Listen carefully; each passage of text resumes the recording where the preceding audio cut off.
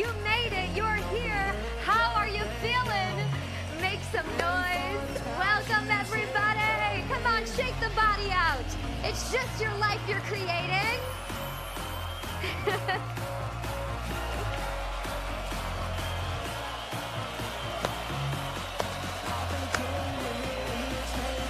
That's it. Welcome. Woo!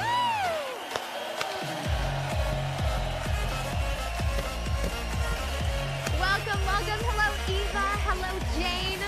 Richard is going crazy. You're thriving, my man. Welcome, Tim, Marie, Vanessa. Beautiful energy, everyone.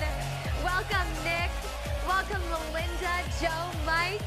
Hi, our VIPs. Holy smokes, I gotta tell you guys, VIPs, your energy is out of this world, but we've got you on YouTube and Facebook, and there are over 900,000 of you tuning in for the Time to Thrive Challenge 2022 with the legendary Dean Graziosi and Tony Robbins. Woo! We are so thrilled to welcome you guys here. At the start, day number 1 of this incredible challenge, I said over 900,000 of you, which is basically 1 million people from around the world. I saw, we printed for me, New York, London, Australia, Singapore. It's 2 a.m. in Singapore right now. Can we give some love? And where are you guys from? Put it in the chat box. People are tuning in the morning, in the evening, in the afternoon, making their life a masterpiece and choosing to be here. And that's just something to celebrate. And we wanted to start this very special day by setting the tone and letting you know that you're making history here today. Every single one of you, your beautiful smiling faces, choosing to invest your most precious asset, which is your time to be the creator of your life. Almost nearly 1 million of you tuning in today to be the creator of this beautiful life that you have. And that's what these 5 days are about. It has been an insane couple of years. And if you can relate to that, put I relate inside the chat box. I feel like we blinked and 2019 turned into 2022. And being able to learn from Tony and Dean and having them as my own mentors, they say that there's so many people that they have worked with and seen at their own events and trainings that have just been living in survival mode. And when I heard that, I was like, I really relate to that. And I wonder if any of you have ever felt like you had just been surviving, like getting through, just getting by. And on behalf of Dean and Tony, we want to acknowledge you right away at the start here today, because if you're here dedicating your energy, your emotion, your time, your most precious asset to be here, it says a lot about you. And we're all over the globe. You know, we're strangers starting off right now, but I know something about you. If you chose to be here, to tune in live, to accept the challenge, it's because either deep down in your belly or right on the surface, you know that there is another level for you. You know you are meant for more. You know that it is time to thrive, not just to survive. We didn't call this time to see what's up, time to maybe change my life.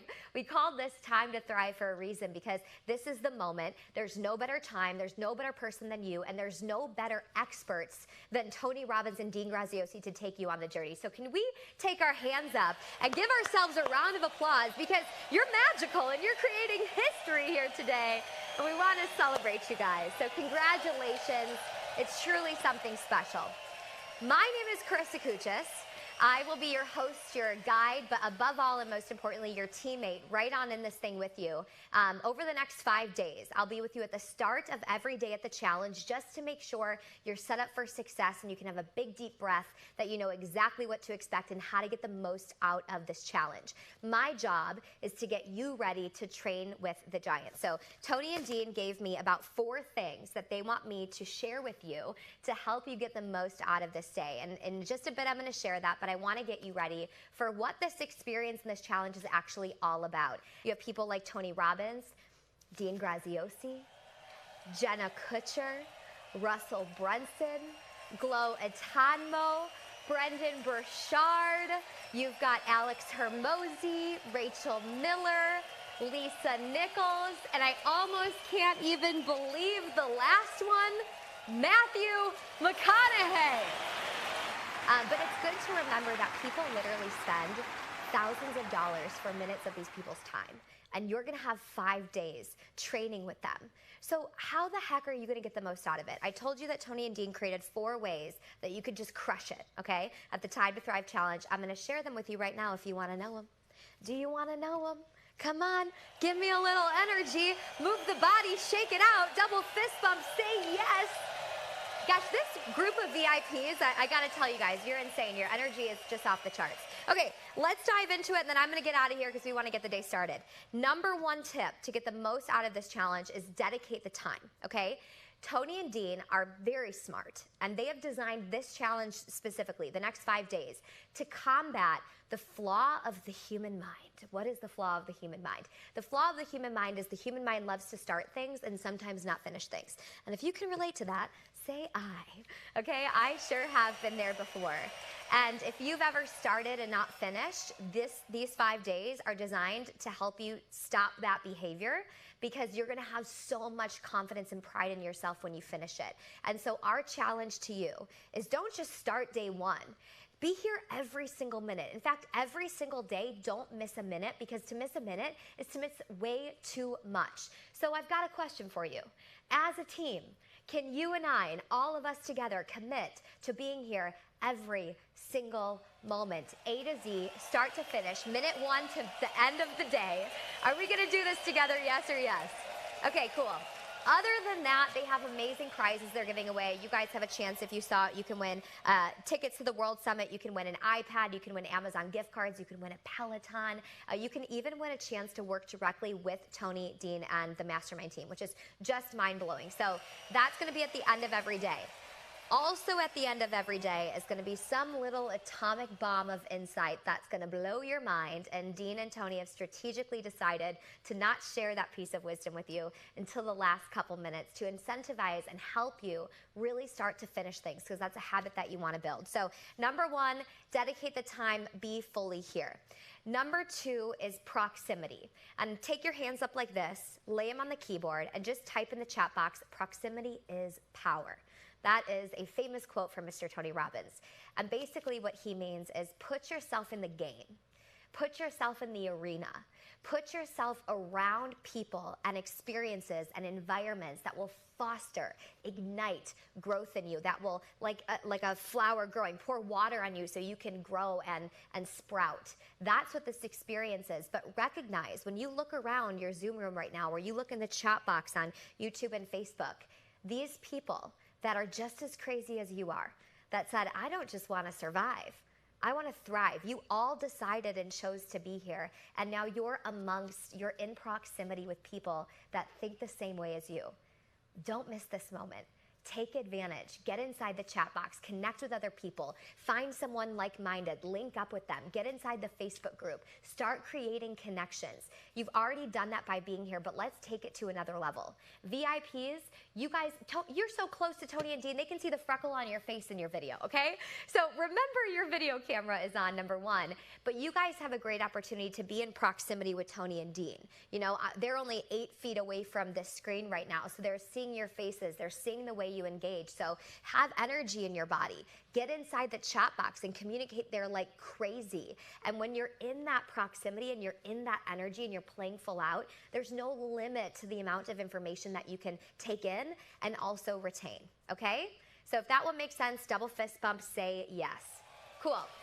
One more reminder for VIPs, those of you that are in here with us in the studio, remember that you have your VIP Q&A with Tony and Dean after the event today. So if you haven't yet submitted, so many of you have, but if you haven't yet submitted your question for Tony and Dean, you can go to your dashboard and do that right now, and they're literally going to have your questions and then connect with you and answer them live. It's the coolest thing ever. If you are wanting to join VIP, do not worry, it is not too late. You absolutely can do that, and instead of me sharing the whole package, you can just go to thrivegoldcard.com, and it's still open for you. So you can absolutely get in. You get the VIP Q&As every single day. You get backstage access. You can hang out here with us in the studio. You're in the chat box. You're on the screen. You also get lifetime access. So you get to keep the whole challenge like forever. So in 10 years, if you were like, I need to thrive, you could pull this out and watch it and re-engage with it. And they donate, I think, 50 meals to Feeding America. So all of that for like $47. $47. It's crazy. So that's VIP. ThriveGoldCardVIP.com. Not too late, but you want to go fast and get it, and they can refresh you and get you in here right now, okay? Number 3, and we're almost done, I'm getting out of here, is be open-minded. You know, Tony and Dean are introducing you to an industry that they've been in for over 60 plus years, so they have a lot of wisdom in this. They and our incredible lineup of speakers are going to be sharing many things with you today and for the next 5 days. And so they want you to think of something called the jacket approach, okay? Pun intended, because obviously I have a jacket on, but it's like trying on ideas. So even if your initial thought is, that might not work for me, or that could work for me, or I don't know, today and every day of this challenge, we just want to try things on.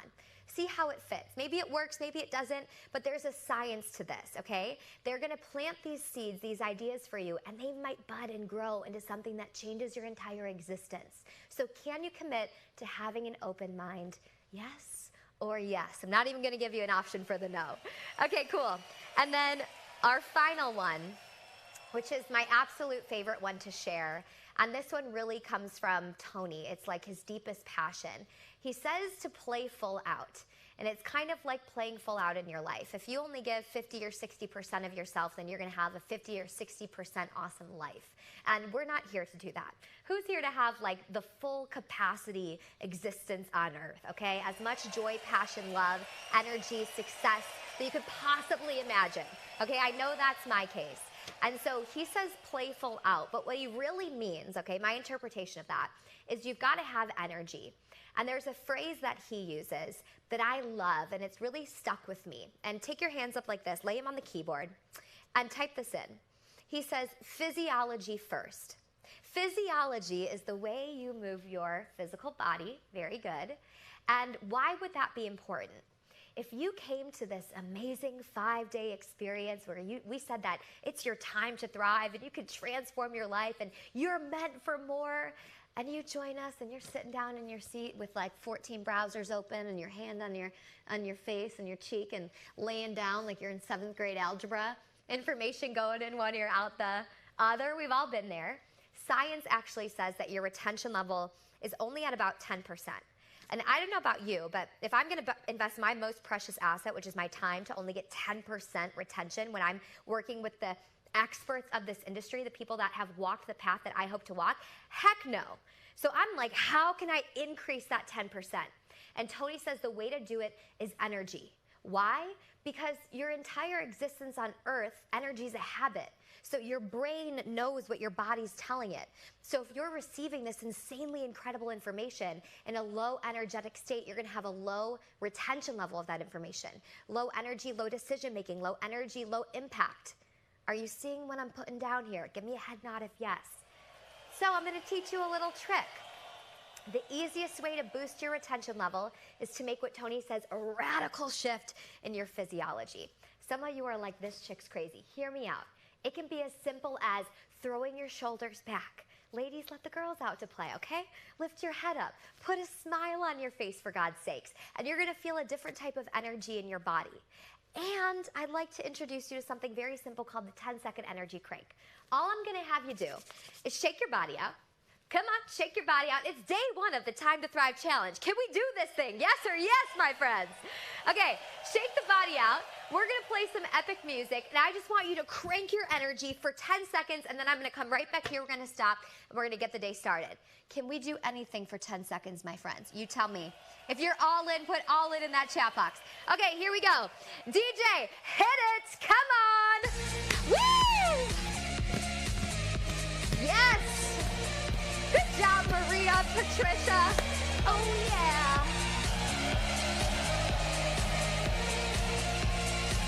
You guys are so great.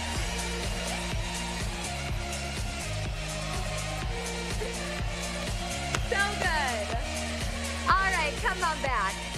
I had to play with you at least once. It's going to be a beautiful, immaculate day, an amazing 5 days.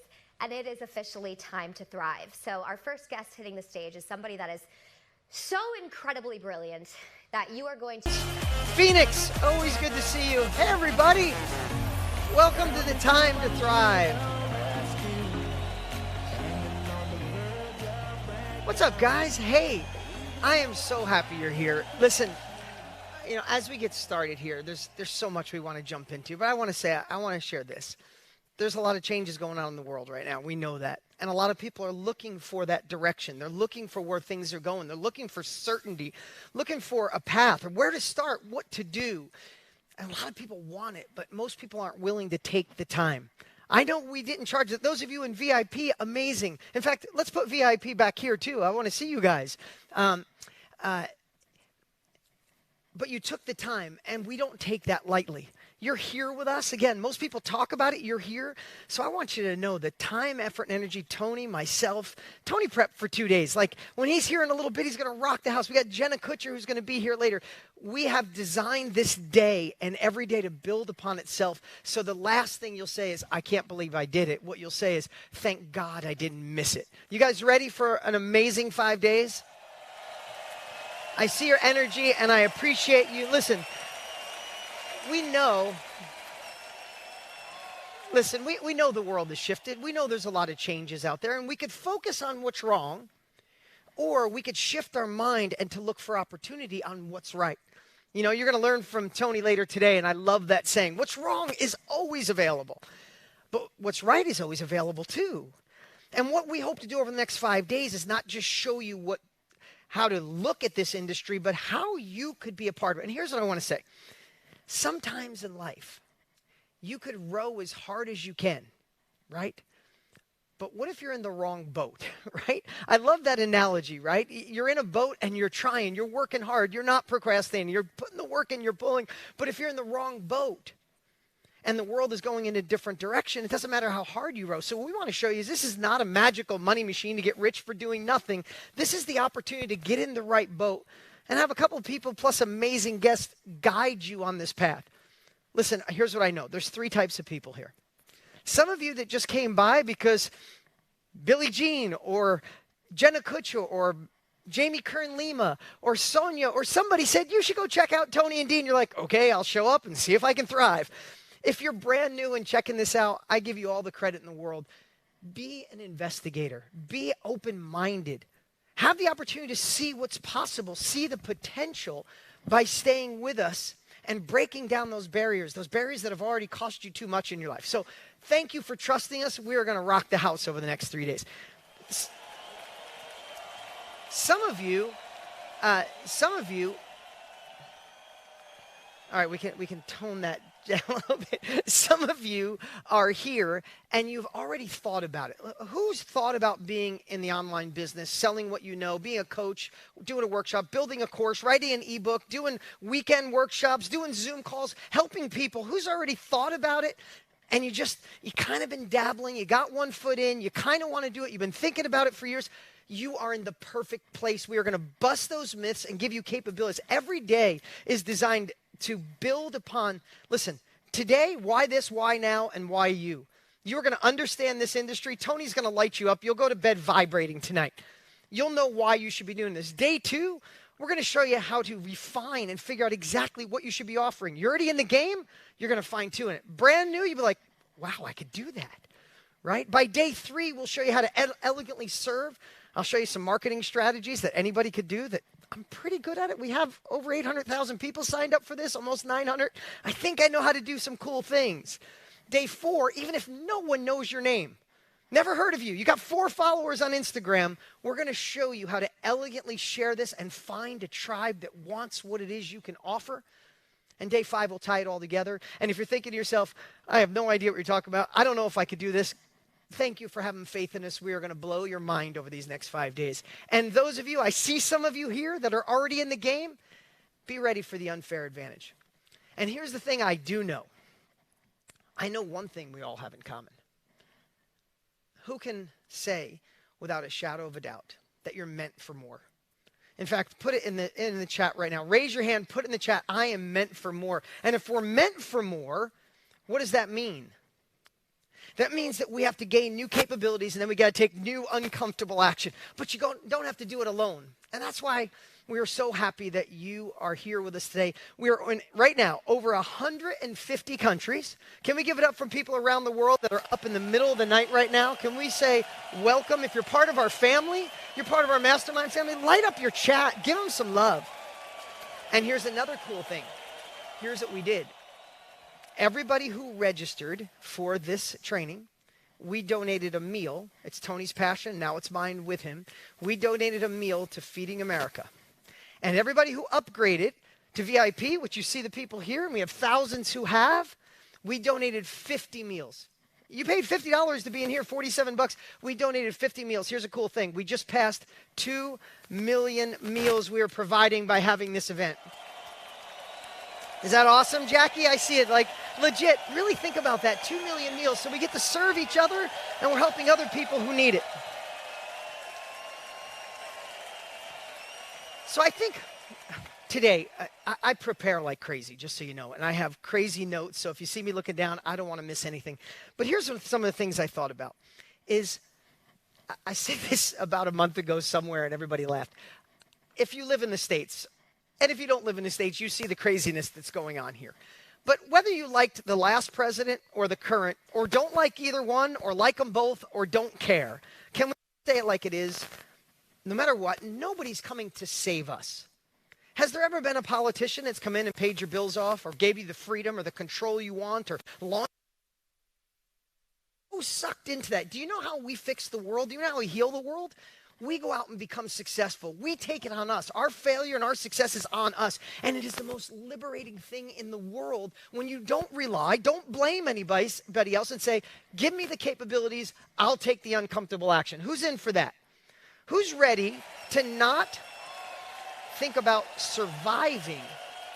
The reason we named it Time to Thrive is because we don't want to think, is it working? Sorry, guys, my mic's dying. So Mike is changing my batteries in my mic. So if you think about it, in today's world, when things shift, if you're a little uncertain, is it working good now? We good? Can you guys hear me? Thumbs up if you can hear me okay. Everything good? Okay, I don't want to talk if some of you can't hear me, and if you got to hand me a handhold, just tell me. Listen, with the last 2 years of craziness with COVID, right? It's 2 vax to not vax, 2 mask, not mask, shut down, stay open, polarizing media.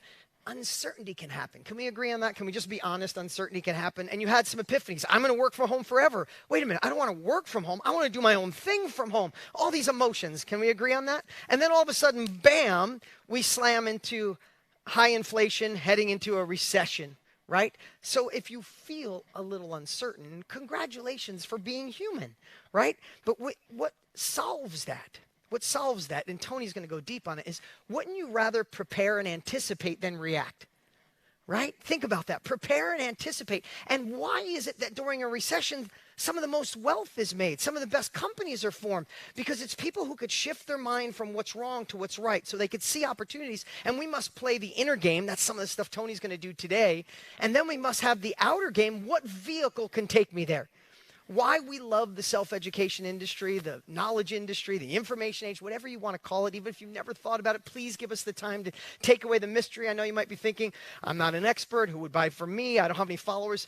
Oh my God, we're going to crush all those if you stay with us and see how you could do this. But I wanted to share this.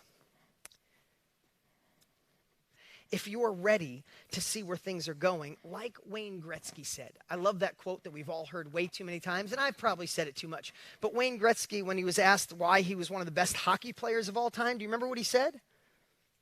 He said, most hockey players go to where the puck is. He said, I learned how to go to where the puck was going. Think about that. And right now, this is where the puck is going. This is one of the fastest growing industries in the world. You know, Tony started over 45 years ago. I started 25 years ago because of Tony. I'll share that more in a little bit. It wasn't that cool back then, and there wasn't the internet.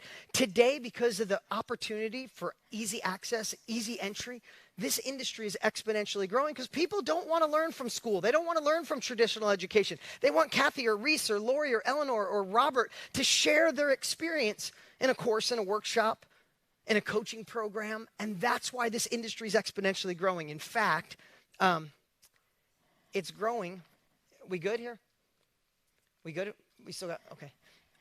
We okay, guys? Okay. Sorry. You can tell we're live. Just let me know if something's up. I don't want to make sure that I'm not talking and you guys aren't hearing. Warren Buffett. I'm sorry. I'm jumping all over the place. Distractions. That's what live is all about. You guys with me? We good? Oh, yeah. There you go, Kelly. I got it. Okay. Warren Buffett. If you know who Warren Buffett is, most of you do. He does a yearly address. And I would say Warren Buffett is considered one of the best investors in the world. He's in his 90s. He's got a lot of wisdom on this earth. He's sitting on $150 billion right now, getting ready to invest. Guy kind of knows what he's doing. And when he does his yearly address, he said, he addressed this. He said, during inflation, during a recession, you should do two things. And you should write this down. You probably heard it, but you should write this down. One is invest in yourself. He literally said, I would tell you to invest in yourself, get better so you command more of the pie. He said, whether that's deflated money or seashells or Reichmarks, if you invest in yourself and get better, you'll command more of the pie. Number one. But he said number two was just as important. Number two, he said, his exact words was, the second best protection is a wonderful business that does not require heavy capital investment. Exact words. And he said, if it requires heavy capital investment or it has low margins, you'll get killed by inflation. So the reason we're so excited to share this with you today is you're here. Those of you in VIP, those of you that dedicated the time, you're investing in yourself just by being here, whether you're on Zoom or YouTube or on in Facebook with us. But secondly, how cool is it that you're going to be learning a strategy to sell something that you already have access to, that you could sell over and over again, that doesn't cost you anything, that impacts people in a huge way. Think about this, and this is a silly analogy, but imagine if Apple called you and said, hey, we got the new iPhone 15. Nobody has it yet. We want to ship you an unlimited supply, put it in a warehouse for you. You could sell as many as you want over and over again, and you get to keep all the money. Everybody would jump all over that business. I see you, Mike, right? Be like, hell yes, how could I not do that? But what I want to show you, and we're going to show you over these 5 days, is what if you already have that opportunity? You have an experience, you have a skill, a hobby, a passion, a mess that you went through on the other, and you're on the other side of it, that is so valuable in today's world that people are lining up, waiting for you to launch it, right? So you don't have to warehouse it, you don't have to air condition it, you don't have big startup costs. What you have to do, though, is put the time to understand what it is I should be sharing. How can I do it? I'm an introvert. Nobody follows me. All those things we're going to share with you, and we're going to show you how to enter this amazing industry because you have one of the most valuable assets in the world right here, and we're going to show you. And here's the cool part. Right now, this industry is about $863 million a day according to Global E-Learning Market. $863 million a day people are spending. And here's the thing, it's not being fueled by Tony's business hasn't gone up 100 times or me up by 100 times. It's being fueled by people like you, everyday people who have decided to gain the capabilities to share what they know. Okay? Sell what you know. It's one of the fastest growing industries. It's Tony and I's number one secret. And here's what I want to tell you. This is not a magical money machine. It's not about getting rich for doing nothing. There's lots of that online. If you know anything about Tony and I, this is 5 days to show you how to make it real. Show you how to tap into that potential. When you say you're meant for more, which everybody lit the screen up, lit the chat up. If you're meant for more, what do we have to do? We have to learn things. We have to gain capabilities, and then we got to move forward. But it's really scary doing it on your own. When you have the opportunity to work with people who've already been there, we get to go so much faster. As Tony says, and I love it, you get to condense decades into days. So remember, here's what we're going to be doing today. Today, we are going to be doing, where are you? Or why this? Why you? Why now? Why this industry? Tony, Jen are going to lock it in. And then over these days, we're going to show you how to identify what to sell, who to sell it to, how to package it, how to get it out to the world. And over 5 days, if you start with, I wonder if I could do this. By the time you're done, it'll be, oh, hell yes, I can definitely do this. Who's up for that? Who's up for that?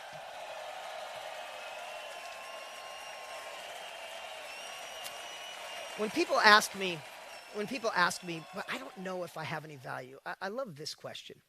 And I've said this before, and those that are part of our family, you've heard this, but I really want you to hear this today. What if you had someone come down and give you a wish, and you had the opportunity to spend a day with your 20-year-old self? You had a day to prepare. You got a whole day to prepare, and pick 2 topics, relationships and business. And you had 2 days to think about, oh my God, I would tell myself, make sure you don't jump into the first relationship, that you're enough. You don't have to follow what your parents say or what your friends say. Could you imagine how valuable it would be if you could go back and spend a day with your 20-year-old self? But I want to take it a little further, because that's an easy thing to just say. Take a minute and really just visualize where you would have been at 20 years old. What did you dress like at 20? I know I would have made fun of myself the way I dressed at 20. But think about where you were, or what house you were at, or what clothes you might have on. And maybe there was a picnic bench or a table or a picnic table or something where you could go sit down. Could you imagine that conversation? Say, hey, I only have a couple hours with you. You got to hear this about relationships. Oh my God, I've been through this. This is what we could do. Oh my God, in business, I know you're going to think you have to use your degree, but you have enough. You are enough. Or slow down. Don't go so quick. Don't feel this. Get in alignment. Don't lose yourself. Could you, in the chat, how valuable would it be if you could spend a day with your 20-year-old self? Right? Look at the chat point. It's always priceless, everything, or millions. That's always what it is, right? I want you to hear me when I say this. Right now, someone else needs what's in your mind as much as your 20-year-old self. Someone else would die to be able to leapfrog, to go faster from where they are to where they want to be. The biggest thing that could hold you back is you believing you can. And that's why we spend a little extra time. Again, if you're in this space, stick with us today. If you've never been in it, today is going to anchor that in. Because imagine this. Imagine if your inventory is your life experience. Your wisdom, your life experience, your knowledge is your asset. And your brain is the warehouse. And we get the opportunity to share this over and over again. I got to share a little update here. And then I'll get to the rest of my day here. I shared a little bit, only, a lot of you saw it, tens of thousands of you saw it, but 2 weeks ago, my dad had a stroke. Now, I want to tell you, everything's okay. So this is not shock value. This is not poor me. This is the power of purpose. I want you to hear this. So my dad's 86 years old. He's in great shape.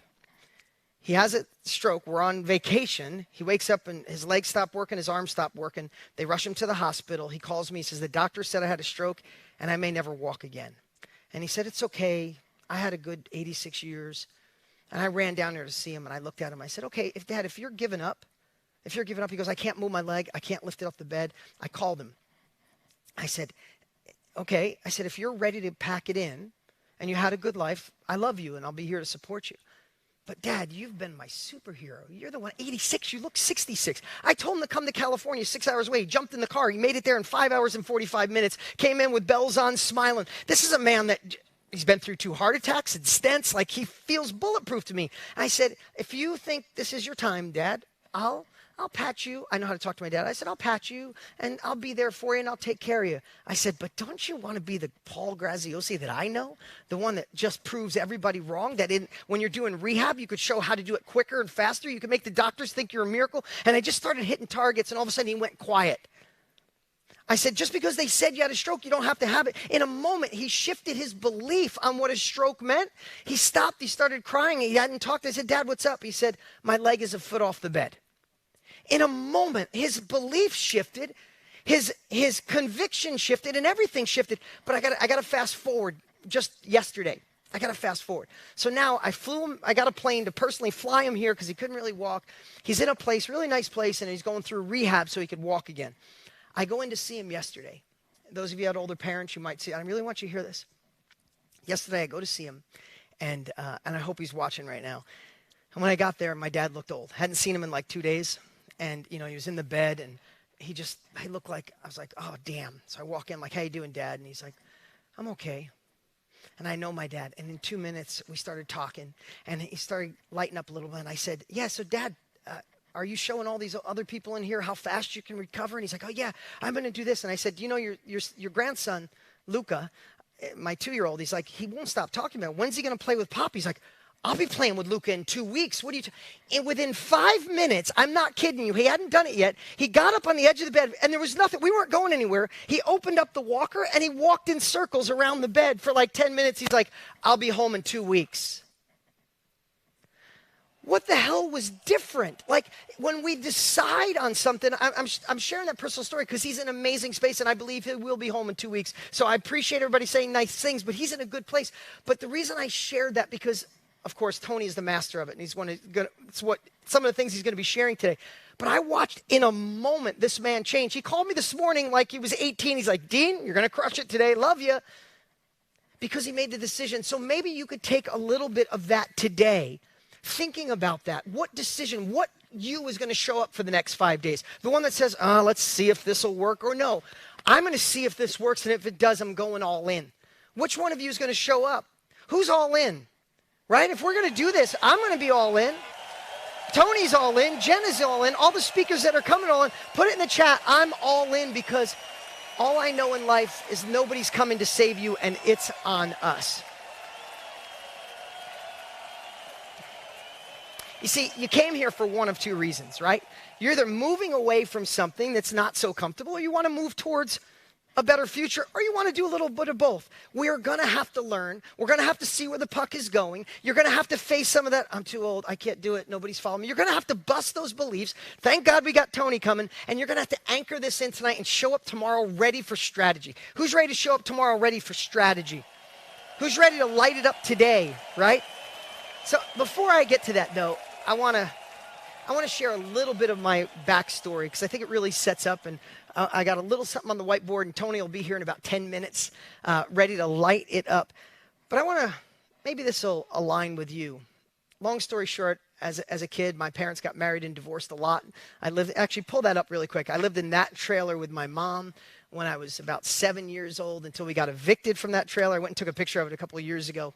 You can take that down. But I remember as a young kid, we all have the thing. I wanted to move away watching my mom work so hard. The reason I worked hard, I wanted to retire my mom. I wanted to take care of her. That woman worked 3 jobs to make nothing, and she didn't get the respect she deserved. So I was all in at a young age. I had no idea how I was going to do it, but I hustled. And we've all hustled. You guys wouldn't be here. And I started a firewood business, and I fixed wrecked cars, and then I got a collision shop, and I got a tow truck. Then I started getting into real estate, and I started getting momentum. But who's had a little success in your life, but you knew you were meant for more? We said that. Like, I had this burning desire, like I'm getting momentum, but this is not my life. Like it's everybody else thinks I should be happy with what I'm doing, but this is not my life. And I felt that every day. And all of a sudden I bought this course from Tony Robbins off a late night infomercial. Family told me I was nuts. My dad's like, you paid for somebody to talk to you? I could talk to you, right? You know that feeling. But man, that guy talked to me and I devoured. It was so long ago. It was cassette tapes with a Sony Walkman with orange earbuds. Only those of you a little older will remember that. I devoured that tape and 2 things happened. And you really got to hear this. One, I realized that all the craziness I went through happened for me, not to me. Maybe the most profound change in my life.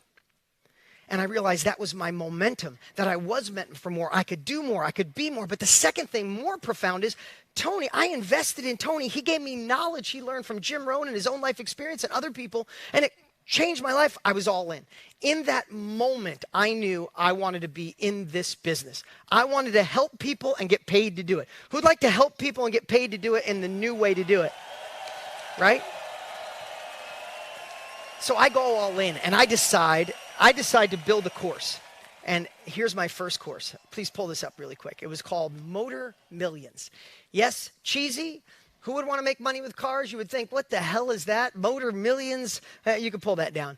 I create this course. Now, this is before the internet. So I had to build books and courses and tapes and get them printed. And then I had to put up a ton of money to film an infomercial because there was no internet. There was not even MySpace. There was no podcast. There was none of that. So I put up the money for an infomercial. Then I have to put the money up to buy the media, which was like I was like $250,000 into this thing. And all of a sudden, using some credit card money, my sister drives up from Virginia. I lived in New York, to sit me down like an intervention and say, are you insane? We are so proud of you for what you've done. But you went too far. You're in debt now. You're not a guy that teaches. You didn't even go to college. I love you. We're so proud of you, but you went too far. Enough's enough. I need you to stop. Now, this is my sister who I love dearly, and she's amazing. And then I had the same talk with my dad and my friends, and this is what I want to tell you. And maybe you've been there. There was a day in this little town in upstate New York where I took a walk. And I took a walk with two conversations in my head. And I don't know if you've been there, but they were a millimeter apart from each other. One was, I can do anything I want. I want to be in control of my time. I was meant for more. And the other voice was like, you're not Tony Robbins.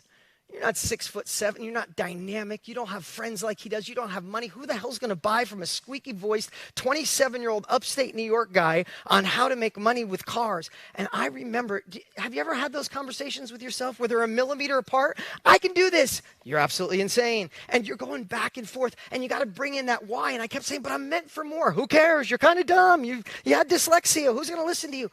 I was absolutely going crazy, but I want to tell you my epiphany and how this epiphany is going to play out even tomorrow when I teach, and we teach deeper on identifying what you should be offering. This epiphany came when I realized, you know what? I'm not going to teach people how to run $1 million a month car business. I don't know how to start a new car business. I don't know about car insurance. I don't know about any of that stuff. I had a strategy that helped people flip one car a month using the paper classified ads, something that just don't even exist anymore. And when I started thinking, I'm not going to be something to everyone.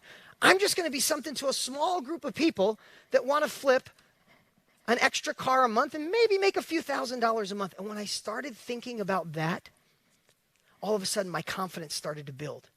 And some of the process we're going to go through, my excitement started to build. And I realized that I could serve this little group of people, but in the real world, that little group of people was still hundreds of thousands of dollars. And I remember getting done with that walk and saying, no, I could do this one thing. I won't pretend to be anybody else, but I know this one thing. If anybody wants to learn to do one car a month, I'm your guy. Anything else is somebody else. And I launched Motor Millions. And here's the thing. It wasn't perfect out of the gate. But I'm here because of it. I'm here because I knew I wanted to be in control of my life. I'm here because I knew I was meant for more. I'm here because I invested in Tony Robbins and he gave me knowledge that shifted my life to this day. This morning I woke up and sent him a text, and my text to him this morning is, I appreciate you, and I do. The man, if he didn't sacrifice and share what he knew, where would I be? And where will someone else be if you don't sacrifice and share what you know? If you don't learn the capabilities, you have something you've gone through that someone else is going through right now. And you could get them from where they are to where they want to be faster. Listen, from that dyslexic kid in that little town living in that trailer, I've gone on to start 15 companies. I'm a multiple New York Times best-selling author. I've had more success than I can ever imagine possible. Tony Robbins is my partner. We get to talk every single day. And I've been able to take care of my family in a way that I never could have imagined. But it all started with that millimeter difference between this isn't for you to it must be for me because I'm meant for more. I'm meant to do bigger. I'm meant to go into my heart. I'm meant to serve. Whatever it is for you, we must find that. And when you do, there's nothing that can stop you. And what I hope to make you optimistic today before we just in a few minutes go to Tony is be optimistic to know that we have identified over 4,700 different niches of people doing the craziest things and having success all around the world. In over 150 countries, we've taken people that said, I don't think I could do this, to holy crap, I can and I will. Why do you think this industry is heading towards $1 trillion a year? Because of people like you. 4 years ago, Tony and I decided our legacy is to pull back the curtain and show you how we've done it, but show you how to do it from the beginning, or get out of that stuck in the middle, or how to take what you're doing to the next level. Who's all in for that?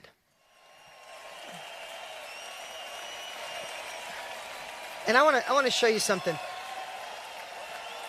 If you could pull up the slide really quick. Pull up the slide really quick. We're going to highlight a lot of people because we love watching people go from I can't to I will, and they do. And I'm going to make them really quick, but Karen Freud, you know why she wanted to do it? Because she wanted people to feel the Peruvian heritage her parents and grandparents gave to her, and she felt she was losing it. It was her passion. She's like, what am I going to do? She quit her corporate job and went all in, and now she's selling courses teaching people the Peruvian history, lighting up her heart. Would you ever think that that's a possibility? Crystal went through a lot of ups and downs, and then she figured out how to raise money to set up a nonprofit and raise money. She went through some amazing things in her life. By 28, she was kidnapped, molested. Thank you, Crystal. I know you're here. Thank you for being so bold and sharing. But she decided to share a course on how to set up a nonprofit for people that didn't know. And now she's crushing it, selling a course on that, even though she doubted herself. Who would buy from me? She's killing it, and we're so proud of Crystal. Brian, he had a business, an in-person business, a production company. COVID came, wiped him out. So he decided to write a book, had dyslexia, like, how the hell am I going to write a book? He figured it out. He not only wrote a book, it became a bestseller.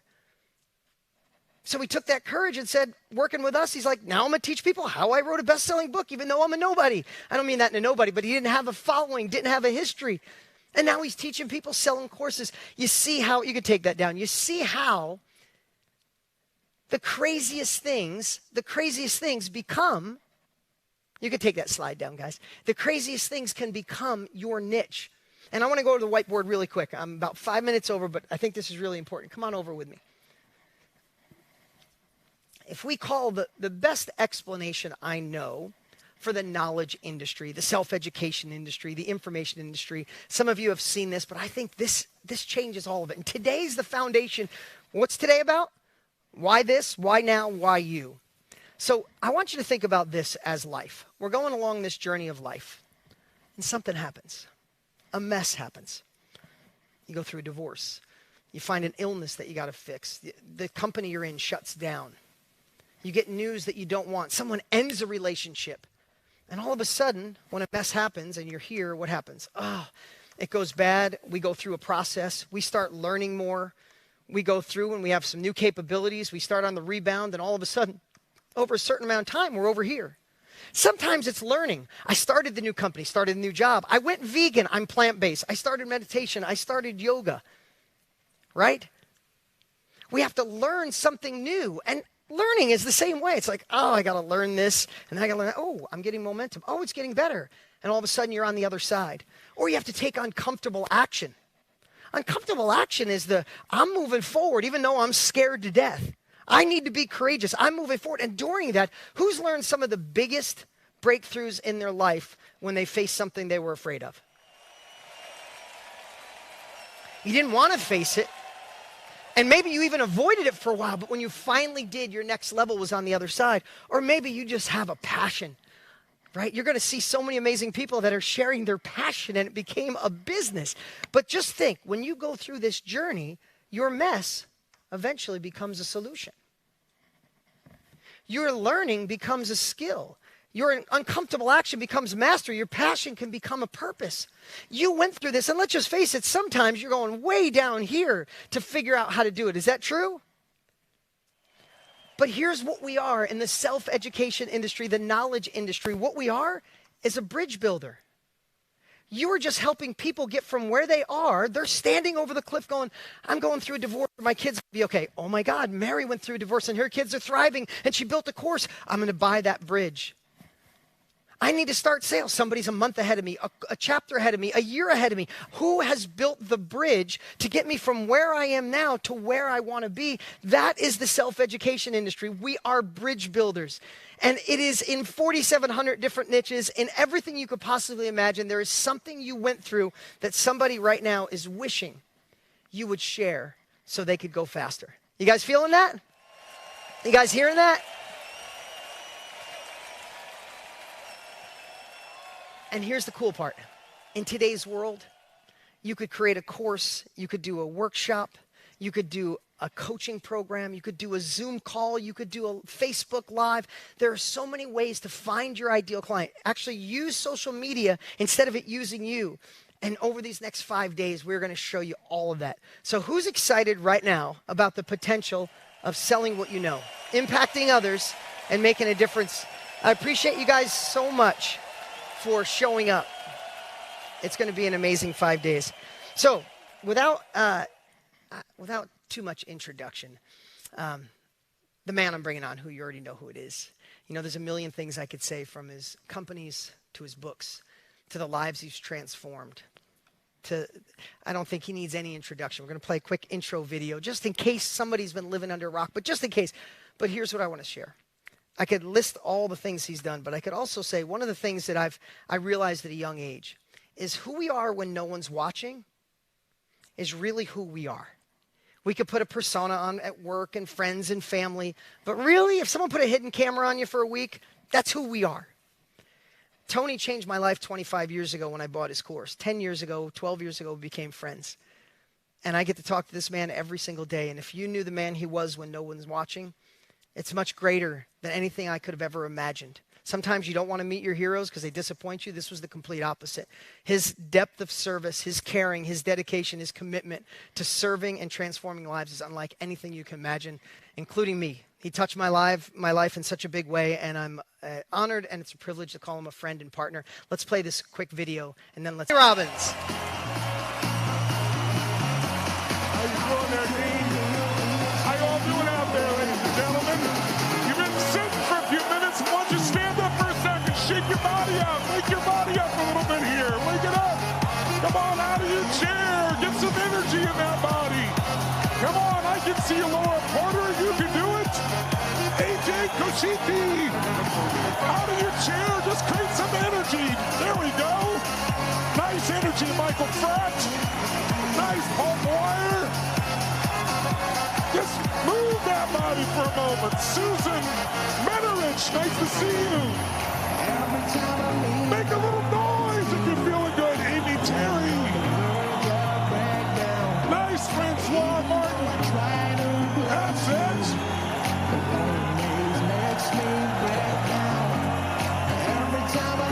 Kathleen Bourdreau's got the moves. Christopher Boyd, come on, baby, show us your moves, Christopher. There you go.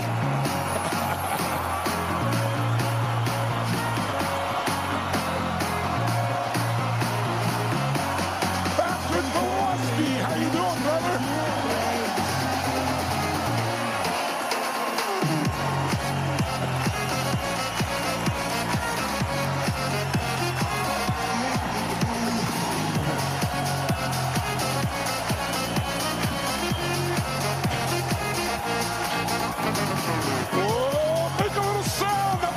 Out there, make a sound that excites you, ladies and gentlemen. Oh, yes. Well, virtual high fives around there. Anybody near you, around you, or on the screen? How you all doing out there?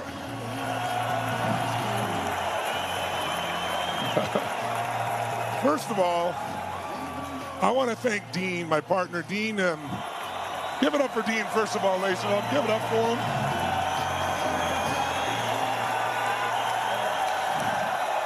You know, my whole life is seeing people become not just inspired, but see their life transformed. And you might say, why we run around clapping or moving? Because without energy, nothing gets accomplished. How many of you have ever woken up in the morning and your brain says, let's go get him, and your body says, I can't get out of bed, right? You have to train yourself for action.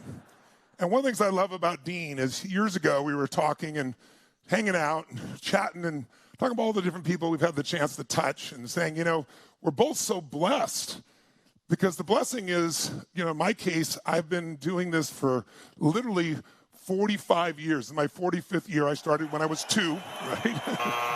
Hey, stop that. But I can't even believe it. 45 years. I started when I was 17 years old. I'm 62. And in that time period, almost half a century, I've had the privilege of working with about 8 million people in live seminars and obviously hundreds of millions of people through all the other avenues that I have. And I've seen what people are capable of. And it didn't start out because I was some genius full of energy and excitement. I built muscle. You know, it's like, you know, as the kid, the scrawny kid on the beach, you would kick the sand in. And I don't just mean physical muscle, I mean emotional muscle. You know, if you're going to change your life, you're not going to do it without energy, and you're not going to do it without training and skill. If you get the energy, you can get the training and skill. And the energy's inside you, but you got to unleash it. And what stops it is fear. And we all have it. We're all afraid of failure. We're all afraid of disappointment. We're afraid of getting hurt. We're afraid of being alone. We're afraid of, you know, success even, because what if we don't keep succeeding? And fear is the one element that gets in the way of just about everybody's lives.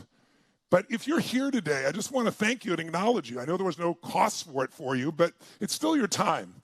And, you know, when Dean and I were talking a few years ago, we said, you know, we have this privilege to not just do what we love, but do something that's so meaningful because we get to hear the stories, see people's lives, and have them tell us what they've done.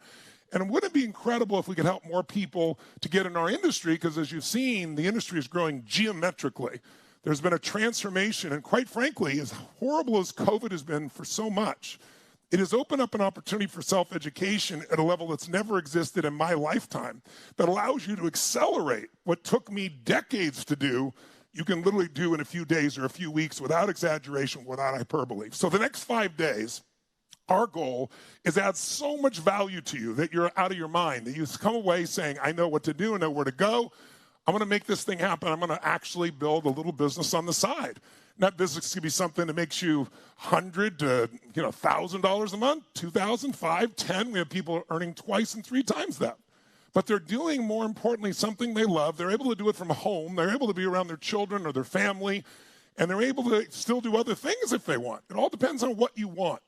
So I don't know why you came here or why you're interested. I don't know if you're frustrated with inflation, you're worried about what's happening to the economy, where the country's going, and you're like, I want to find some way to take control of my life financially, my own little economy.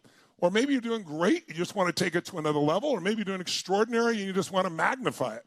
Whatever your goals are, the next 5 days, we're going to over-deliver for you. But I want you to know just up front the secret to it all, because you're going to meet so many different people. I'm 6'7", I'm somewhat passionate, I have a hard time expressing how I really feel about things, that kind of thing. So I might not be the role model for you. You might say, well, I'm nothing like that crazy, tall, insane guy. By the way, I was 5'1" in high school. I'm now 6'7". I tell people the difference is personal growth, right? But the bottom line is, for me, I started with nothing. I started with no background, no education. No one in my family had any business background whatsoever. We struggled for food. When I was 11 years old, we had no money for food, and somebody fed my family, and that set me on a different course in my life.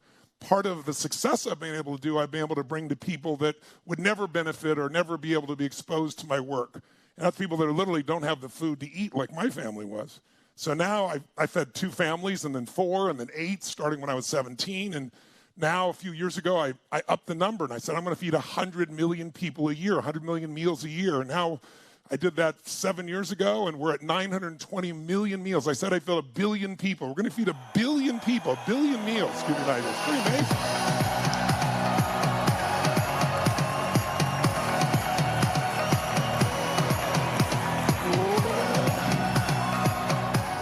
I tell you that not to, pat myself on the back. It's just, it blows my mind that I went from a place where we had no food to where I can provide 1 billion meals for people. I'm also doing now a 1 billion meal challenge, an X Prize, where we got people competing around the world to feed the next 1 billion. What are the best solutions for that to happen? I'm privileged enough to have my own airplane now, but I'm not stupid. I understand the impact of that is around the world. So I found out that's about 3,000 trees a year. So I planted 100 million trees, 71 million so far of 100 million trees. These are things that are so far beyond what I could have imagined. It's crazy.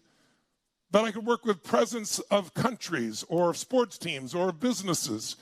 These were not within the range of anything I could even have considered. But there's something really beautiful about life. It's one word that'll make you happy. One word will get you what you all want: progress.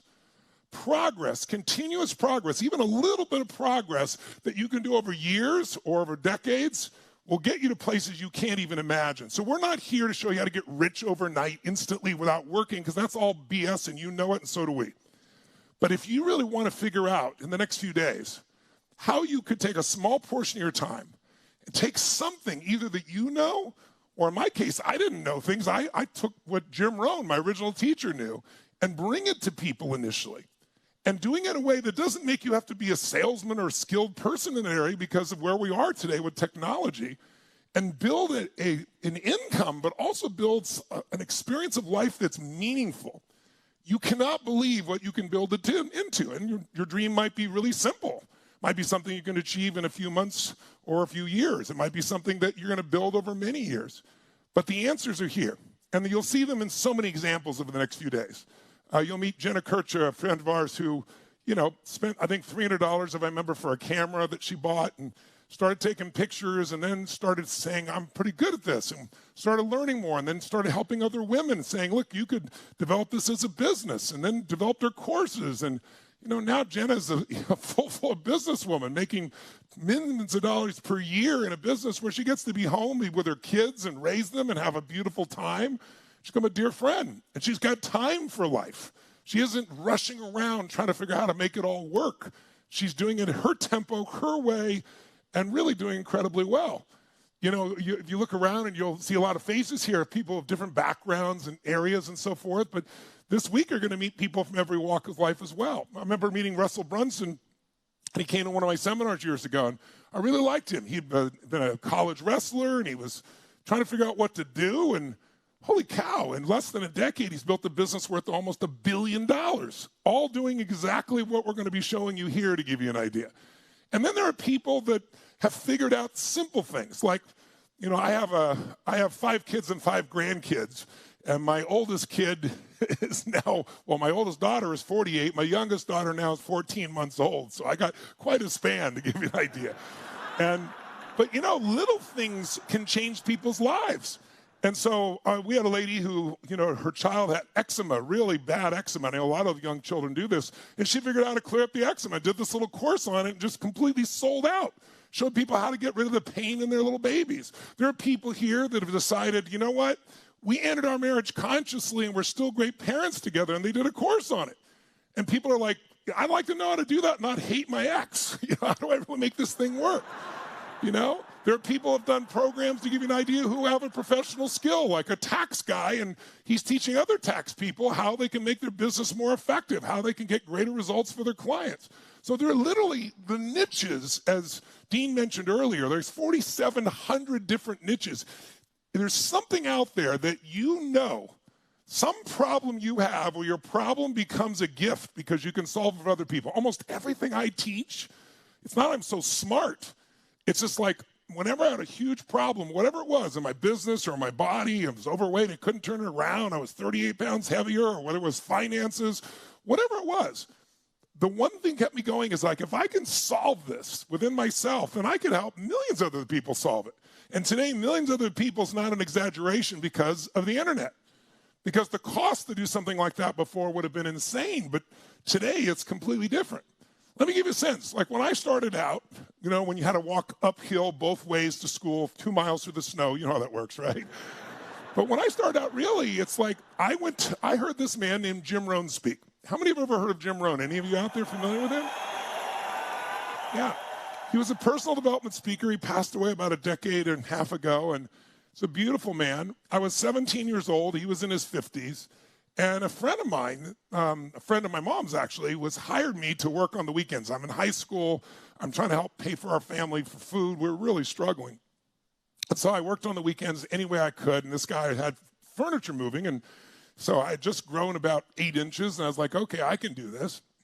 And while I was there, I remember talking to this man, and he said, you really are a hard worker. He goes, I think, you know, with your attitude and mindset, you're going to do well in the world. And I said, well, I want to do more than well. I want to do magical things. I want to do things that make life exciting. And I said, you know, I really want to know. My dad said you used to be such a loser, and now you're really successful. And how'd you do that? Now, I really said this. Only kids can say this kind of stuff, right? And he goes, your dad said what? I said, well, you know, he goes, okay, well, that's fair.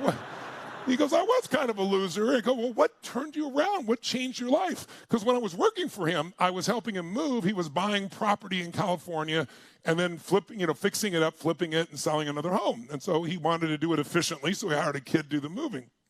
And he said, well, look, I went to this seminar. I said, what's a seminar? He said, it's where a man takes everything he's learned in like 2 or 3 decades of his life, and he pours it into 3 hours or so and teaches you the best of what he's learned, so you don't have to learn by your own experience, so you can save all that time, all that trial and error learning. I said, that's fascinating. 3 hours? I said, how much is it? And I'll never forget, he said $35. And I said, $35? Holy, I was making $40 a week as a janitor going to high school. So that'd be like a week's pay. And I said, man, that's expensive. He goes, no, it's expensive not to know this stuff. So I said to him, can you get me in? Could you get me in the seminar? And he said, yeah. And then he paused. I said, but will you? And he said, no. And I said, why not? He goes, because if you don't pay for it, you won't value it. You won't follow through. I said, trust me, I'll value it. That's like a week's pay. He said, no, you have to decide for yourself. You can go learn on your own and take years, or you could learn in a few hours what this man knows. And I remember it was one of the biggest decisions of my life. A $35 decision sounds ridiculous now, but it was a week's pay. And finally I said, go for it. I was 17 years old. I had this 1960 Volkswagen that I had gotten from this broken down piece. It had no reverse. I had to park on a hill so I could get out of the place. I spray painted the inside of the thing. And so I showed up at this hotel to go see this seminar by this guy, Jim Rohn, thinking this guy was going to get me in, which of course he didn't. And so I remember I parked the car and it blew up. You had that little explosion, kickback explosion. I said, take good care of this baby, right? Put it up there, and I went into the seminar, and I took notes like crazy. And by the way, this week, I'd really encourage you, keep a journal nearby and take some notes. Because even if you don't ever look at those notes again, just writing a few of those things down as you're listening will drive the grooves deeper and make you really absorb and perhaps even start to utilize something more than just thinking passively. But I remember I took notes like crazy. Whatever he said, I wrote it down. I go, I think this guy's a multi-millionaire. He's going to tell me the secrets. I'm in. And I'd read a lot of books at that point. I was a reader. And he had this thing. He said, leaders are readers. He said, every day, he said, spend 30 minutes a day reading, not junk that's sent to you. And today, that means not stuff that comes to your phone, right? Not clickbait. But a book, something that's going to give you a strategy or an insight or something that's going to make you better. Because if you do that every single day, over months, over years, you'll have a different life than anybody else. And so I remember I read a lot of the books, and I finished some of his phrases, and I was so excited. And afterwards, I went up to him and said, I want to come to work for you. And I remember him looking at me and saying, well, it doesn't work that way. You got to go to all my courses, and you got to attend it, and you got to do this. I said, I'll go to all your courses. I just don't have any money. He goes, well, that's inconvenient, right? And I said, but you could loan me the money, and then I'll go to your courses, and I'll become very successful, and I'll tell everybody you did it for me. He's like, young man, I'm not your banker. And I remember thinking, he's got plenty of money. Why is he doing this to me? I'm just a kid. I'd had to sleep in my car for a few weeks. I had an old jacket I got at the thrift store because my mom and dad fought like crazy. My dad got kicked out by my mom. She was a powerful woman. And so she kicked me out next. She thought I was on his side. So I slept in my Volkswagen, and I'm thinking, this guy, he just wants my money. And he said, people always get what they have to have. He said, so decide what's a must for you. Most people just have to survive. Some people have to succeed. I remember leaving there being a little angry, like, he doesn't give a damn about me. He's just here to sell me something. But then this thought in my head kept going, he's right, he's right, he's right, he's right. He's right what? I thought, he's right. I've always gotten what I had to have. How many of you have always gotten what you absolutely had to have? Make some noise if it's true, right? I said, but I haven't had to have much. That's part of the problem. And so I decided, okay, I'm going to find a way to get this course. And the course in those days was $1,200. That'd be the equivalent of about $12,000 today in modern cash. It was 1977, to give you an idea. That's how old I am. And so think of $12,000 today. I don't have $12,000. I mean, my car cost $900, right? It was just ridiculous. But I decided I was going to find a way. And so I believed he had answers, and I had to get those answers because if I did it by my own trial and error, I was in trouble. Things were not going well. And so I started going to banks one after another, and I got really good at knowing we're going to say no, like when I walked in, because first of all, I was 17, and I'd go in there and I'd try to give this pitch about I'm going to change the world, and I'm going to go to this seminar, and oh my God, usually people started to laugh, which wasn't a good sign.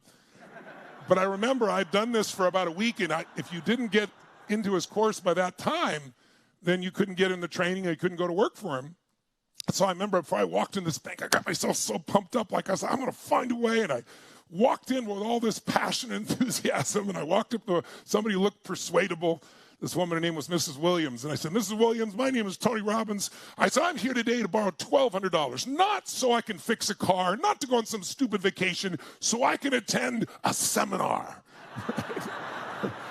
And she looked at me like I was a little crazy and said, sit down. And she says, what do you mean a seminar? I said, I'm going to learn how to manage my time and my life and my finances. I said, I'm going to eventually help hundreds of thousands of people. I didn't say millions. I didn't have a vision that big. But I said hundreds of thousands of people, but I need you to loan me this money.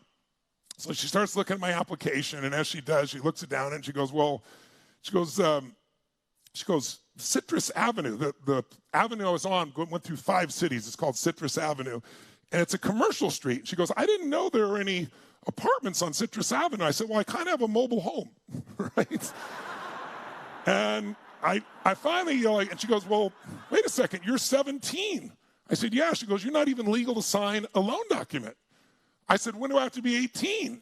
She said, when are you 18? I said, when do I have to be 18? I said, my birthday's in 2 weeks. She said, okay, we could probably work that out. And then she goes, so where's this address? And so finally I just spilled the beans. I told her the truth. I said, I got kicked out of my house. I'm sleeping in my car. I'm parked behind Denny's and 7-Eleven because it's 24 hours. They won't make me move. But the mailman, I made a deal at noon. I get my mail from 7-Eleven there, and he gives it to me. So if you send me a bill, I'll get it. This did not inspire great enthusiasm, if you can imagine this woman. She goes, you're telling me I should loan you $1,200 and we can find you at 7-Eleven. That's why I should send the bill. I said, yeah, right? But I had so much passion. I sincerely wanted to help people. And by the way, that's all you need. I know that sounds like an overstatement. If you want to know the number one ingredient to success in life, and I've dealt with the most successful athletes, business people, multi-billionaires who started with nothing, it's hunger. There is nothing more powerful than hunger. The hunger to be more, to do more, to give more, to become something more than you've been before, to contribute to life, to not settle for less than you can be or do or share. And I had that hunger, and you must have some of it or you wouldn't be here today. And I hope you got enough of it to attend the 5 days and take some notes and get yourself inspired, and more importantly, get yourself to make some tough decisions and move forward. They're not that tough. They're actually relatively easy. Take about 10 seconds of courage and you get yourself to do it. Anyway, long story short, this woman said to me, look, you're not even legal. And I was like, you don't understand. I'm going to change people's lives. I went through this whole thing. And she said, well, with that much passion, you're going to do something. I'd like to see it be something positive. And she looked it over and she said, I'll tell you what I'm going to do. I'm going to talk to the bank. I'm going to see if I can get them to do this. But I don't know that they will. I said, but no, they got to. She goes, but she says, if the bank won't, and if you'll look me in the eye and swear to me, I'll co-sign on this. I'll make sure you get the money. But if I got to know I'm never going to have to come looking for you. And I literally grabbed across the desk, right, hugged this woman, kissed her. She was not ready for that, right? And yeah, that's how I started my career.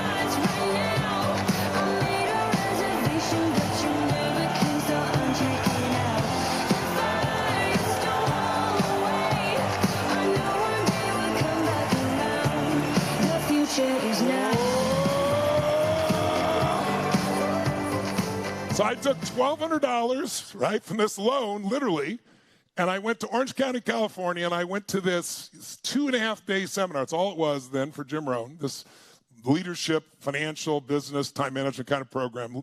And I met a friend there named Mike Keys, who's still my friend to this day, 40-plus years later.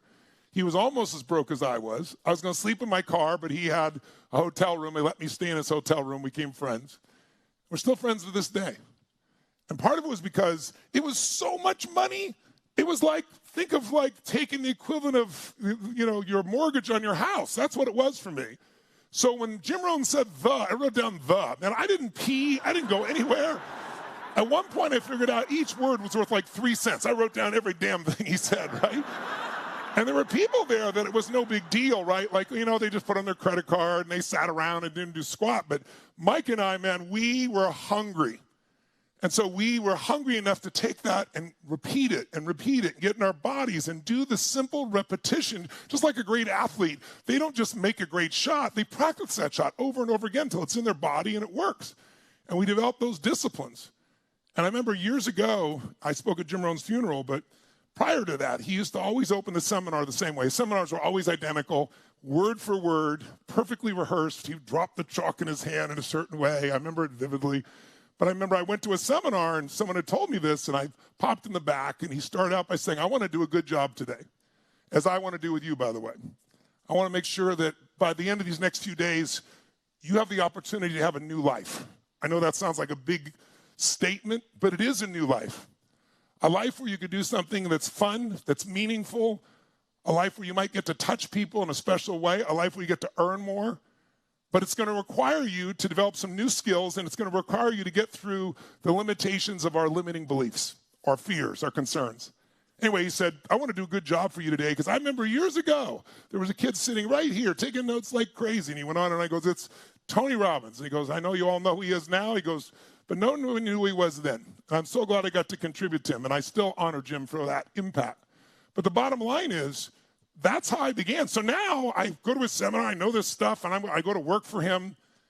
And eventually I'm going to do my own business with his support. I'm going to promote him and other speakers. So some of you may not have content of your own right now. I mean, I was 17. Who's going to listen to a 17-year-old kid tell them how to make their life better, right? But I believe what Jim Rohn had to offer was valuable. You may know someone or know something that really is valuable that isn't even you. It's kind of like when I did Money Master the Game, if you saw that book, or Unshakable.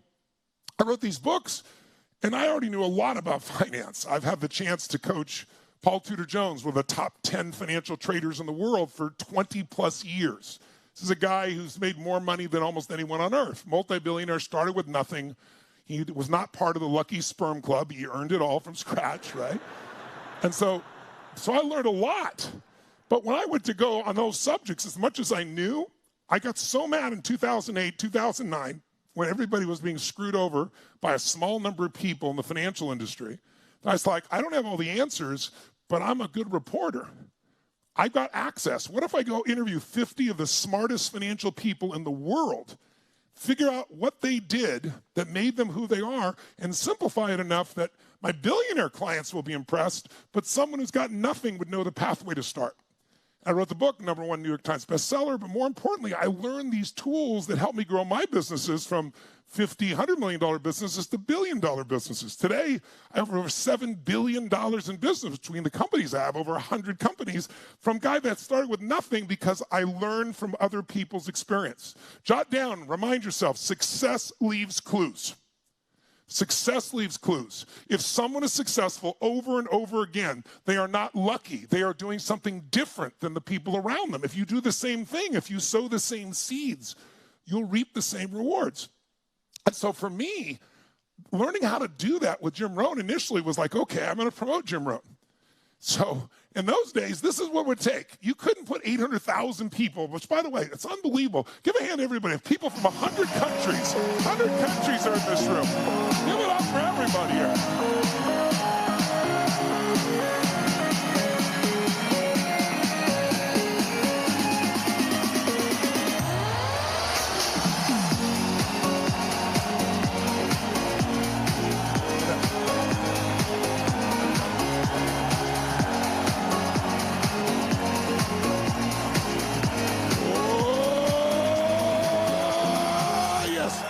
But can you imagine if you just, the old days were just doing brochures? First of all, where would we put 800,000 people? We couldn't do it.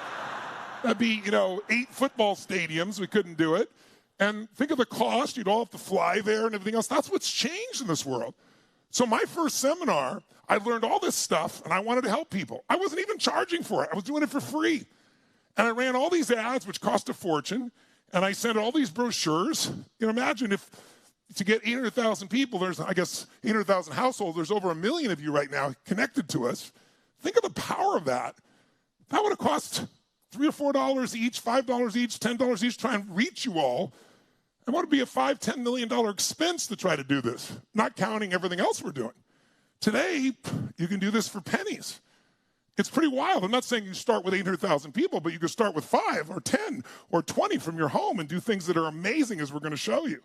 But the bottom line is I went and rented the LA Hilton, downtown Los Angeles, took all my money. I leveraged it like crazy. I just wanted to help people. And I thought, with all the ads I run, a room held 500 people. I think that room will be just stacked. And I got there, it started at 7:30, and I got there at 7 o'clock, and there was not one person in line or nearby. 7:15, not a single person. 7:25, there were 2 people out front. 7:40, and it's supposed to start 10 minutes earlier, and there were 7 people there, literally. I opened the doors, and the worst part is they sat all around in different spots in the room. I'm like, no, come down the front row here.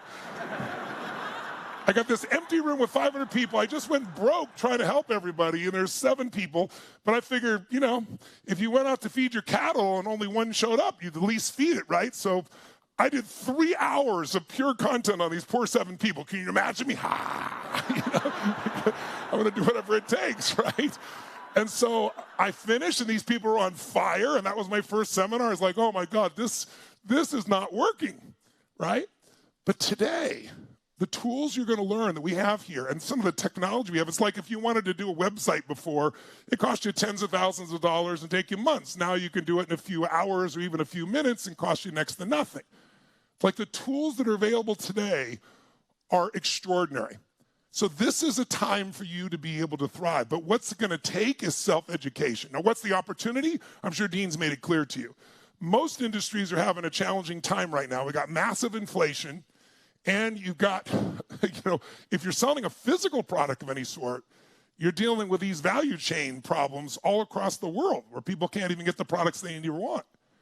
And so today we're in a place here where the education system, the traditional education system is broken. How many think it's broken? How many think it doesn't provide what it's worth for people here, ladies and gentlemen? All right? Do you know Americans have 1.75 trillion, with a T, trillion dollars in debt? That's more, almost $500 billion more than auto loans, just for people that went to college, by the way, most of which did not get the job they want. Did you know 77% of the people that graduate from college do not end up in the industry they studied for after spending $50,000 or $100,000 or $150,000 or more? And by the way, of that group, the 23% that do what they studied in college, almost half say they massively dislike or even hate what they do for a living, but they were so committed to it because they committed so much time, energy, and money. That's not the way to make your life work. It's a broken system. What is true today is self-education is everything. People today want to follow their passions. They want to learn from somebody who's actually done it, not somebody who talks about shit over and over and over again and has never actually accomplished anything. And you don't have to be accomplished like you made $10 billion. You just have to be able to help get your kid off the eczema off their skin and they're no longer crying. It's literally can be that simple and have something that helps literally tens of thousands, hundreds of thousands of people, or millions in some cases or more. So that's where the opportunity is. In the industry, it's insane. I've been in this industry, like I said, for 45 years. It's like, moving like at this pace, and then all of a sudden technology made this happen. And what's changed it? COVID is a huge part. I mean, picture me. Most of my life, I've done the hard job. I've lived on the road. My entire life been basically a vagabond. I go on an average, year to about 115 cities. I usually go to 14 to 16 countries prior to COVID. So think about that. Literally, I'm on the road way more than I was home, ever. That's been my entire life since I was 17. But I've been so mission-driven and take my family, just go for it. But then COVID comes. And what happened? This is the gift to you. In every challenge, every problem, there is a gift if we dig for it. And the gift is, all of a sudden, the head of state of California, governor, calls and announces to everybody, guess what? We're about to do a seminar in San Jose, California. We got 12,500 people. We got a couple weeks left. It'll be 15,000. Stadium sold out. Great event. And they call and tell us, guess what? 10 people is the most you can have in that stadium. 10 people. I'm like, are you crazy? Nope, 10 people, that's it. So my mindset is, how many of you, when somebody tells you can't do something, it just makes you find another way? Who's got that same mindset out there, ladies and gentlemen, right? So I said, fine. I know what we'll do. We'll move it to Vegas. They'll never shut down Vegas, right? So we moved the whole seminar to Vegas, got everybody tickets lined up. They're moving the whole 9 yards. 10 days before the seminar, they shut down Vegas. I couldn't believe it. So I said, okay, here's what we're going to do. We're going to go to Dallas. We're going to go to Texas. I have a friend out there who has a church, 15,000 people. We'll rent his church. They're certainly not going to shut down the church. They kept Costco open and shut down the church. I'm not quite sure the science of that. Then I said, okay, we'll go to 1,500 movie theaters with 10 people each. People can be close to home. They can watch us on a big screen, great sound, and they'll still have a few people around them. We'll make it work. And they shut down the movie theaters. So what happened? This happened all over the earth. My events in London, in Russia, in what we're doing in South America, everywhere in the world, they shut down. Now, I got plenty of businesses, and I've got economics that are fine, but this is my mission. This is my life. This is what I'm made for. It's like, when do people need you most is right during this COVID issue. So it's like, there's got to be a way. So Dean said, you got to watch somebody do one of these webinars. And I watched somebody with these 252-inch screens, and I'm used to a stadium for 12 hours of rocking where people wouldn't sit for a 3-hour movie and I take them for 12 hours a day for 4 days and nights and they're out of their mind. I said, I cut my throat first. So what do you want to do? I said, we got to reach people. So I said, we'll build a theater with 20-foot high ceilings, 50-foot high ceilings with 25 video screens. We'll do 0.67 highest resolution so I can see over here and look in Rebecca Casey's eyes right now and see her with those glasses rubbing her nose there, or Rhiannon Foster right now, or look over here and see Gabrielle and see exactly what's going on with him. It's that clear. It's like, so I'll know their names. I'll know what's going on. I'll see them with their families. I'll see them in their homes. And then we'll create this technology so they can shake their phone and it sends a signal of them clapping. If only a few people do it, it's quiet. If a lot of people do it, it's loud. It gets louder and louder. It'll be authentic. We'll bring them up and we'll interview. And guess what? Even I didn't think it worked as well as it does. But now I would normally see 250,000 people a year working around the clock, traveling around the earth. Last year, I saw 2.5 million people in events, and I got to be home with my daughter the whole time at the end of the night. How cool is that, ladies and gentlemen,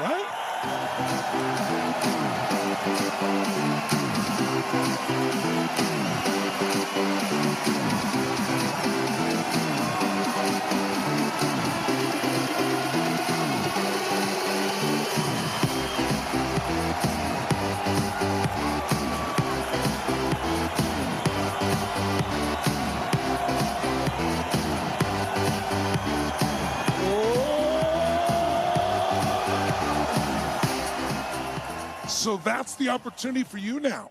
The world's changed. You say, I want to go on a meeting today, and people go, well, let's do Zoom. Why would I fly across the country anymore? No, don't get me wrong, I still do live events, but most of them are digital now. And think about the benefit. People used to fly to another city or another country to see me. They had to rent, they had to leave their family. They had to go to the airport. They had to travel like they did. They had to rent a hotel room. They had to rent cars. They had to be away and then come fly all the way home. Most of the expense had nothing to do with the seminar. Now we still do those that people want to do those. I still love it. It's fantastic. But now I see in an average seminar, I used to see 10 to 15,000 people. Now I'm seeing 25,000 people or more. But more importantly, I've got people from 195 countries attending. Literally every country in the world is attending. And we're doing it in all the time zones. So I want you to understand there are tools here you're going to learn the next few days that cost next to nothing or nothing, that used to cost hundreds of thousands of dollars. So getting into a business today in the self-education business is incredible. And here's the thing you need to know. How many are concerned about inflation out there? How many are concerned about prices, where things are going? So Warren Buffett, if you're familiar with him, does his annual meeting. And this last year, this whole talk on inflation and how, he's got building companies that build homes. The cost of lumber has tripled, 300% more. Fuel just in the last year is up 40%, as we all know. Gas, food, everything. And it's not going away, and there doesn't seem to be a lot of commitment to deal with the issue.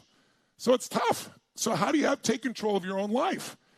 And he said, here's what you need to do. He said, the most important thing you can do above anything else is to invest in yourself. He said, because if you become better at some skill set, whether you're being the best doctor or lawyer, or you're the best person in therapy, or you're the best this, he said, no matter what happens to the currency, the inflation, you'll still be able to charge an amount that's reasonable. And he said, if you're the best, you will do well no matter what. But he said, what you want is to invest in yourself. When I met Warren years ago, I was writing my financial books, and I asked him, what's the best investment you've ever made? And I thought he was going to say Coca-Cola or Geico or, one of the companies I knew he'd done extremely well with. And he said, Tony, the best investment I ever made is doing what you do.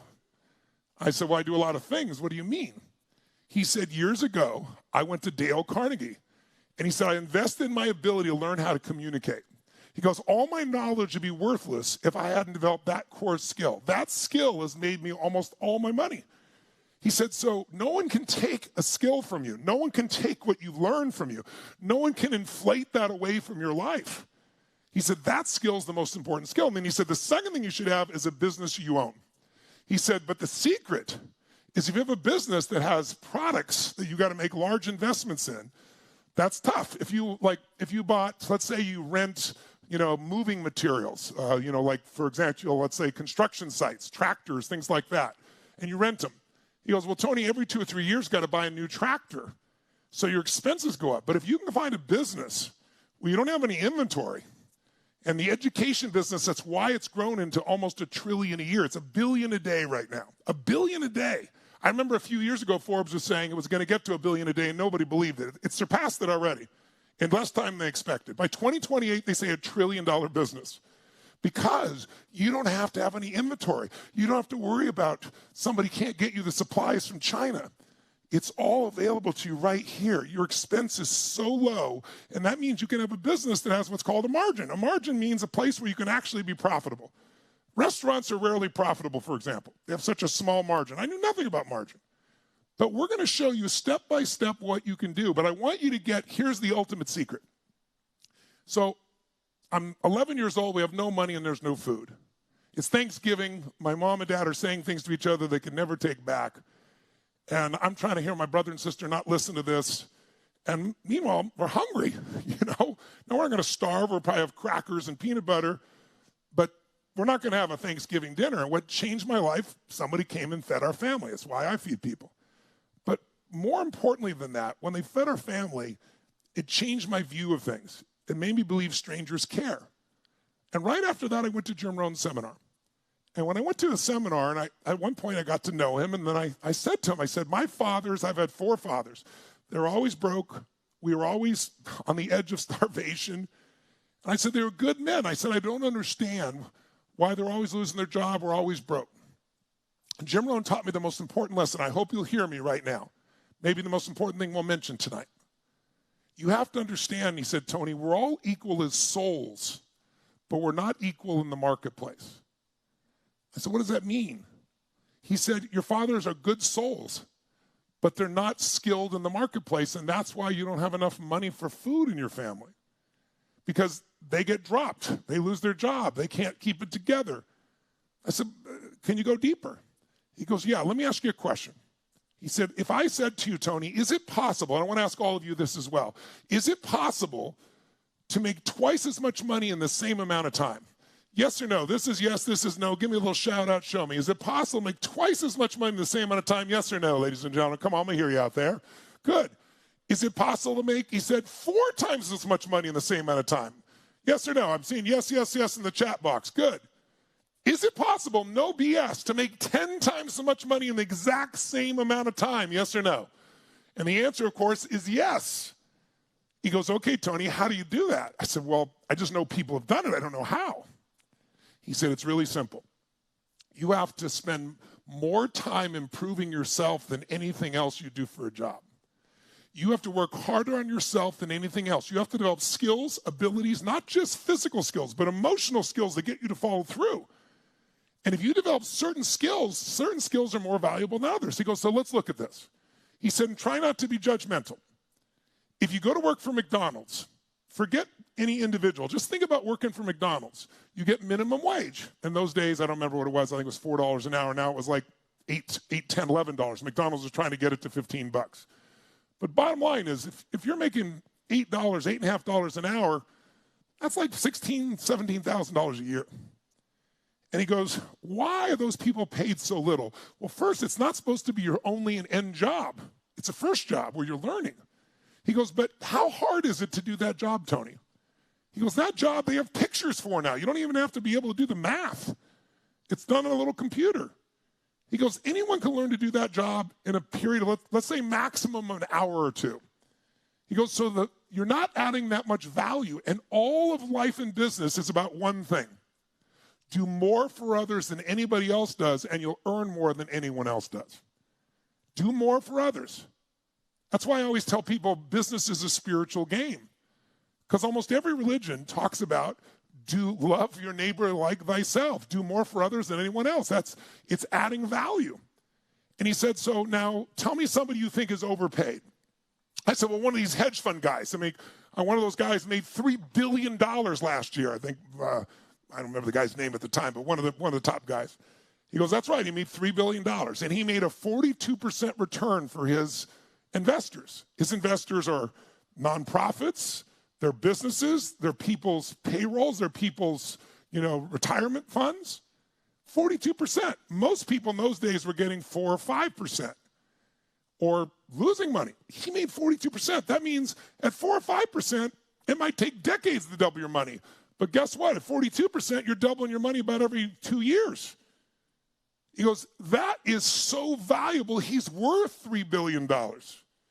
So your job is figure out, how do I do more for others than anybody else? The secret to life is find a way to add more value. And I can tell you, I've got over 100 companies, and we're doing $7 billion in business now, starting from nothing. And it all came because I've obsessed about how to do more for that customer than anybody else is doing in the marketplace. How can I do more? Not ask for more. How can I give more, be more, create more? Because that's how you build a brand. People start, it's like I didn't just show up today. I've been doing this for 45 years, and I've over-delivered for 45 years. So now I can show up anywhere in the world. I show up in Taiwan, and we have 10,000 people. I show up in China, 10,000 people. We go down to Australia, 15,000 people. Places I'd never been before, and people show up because I've been adding value for so many years.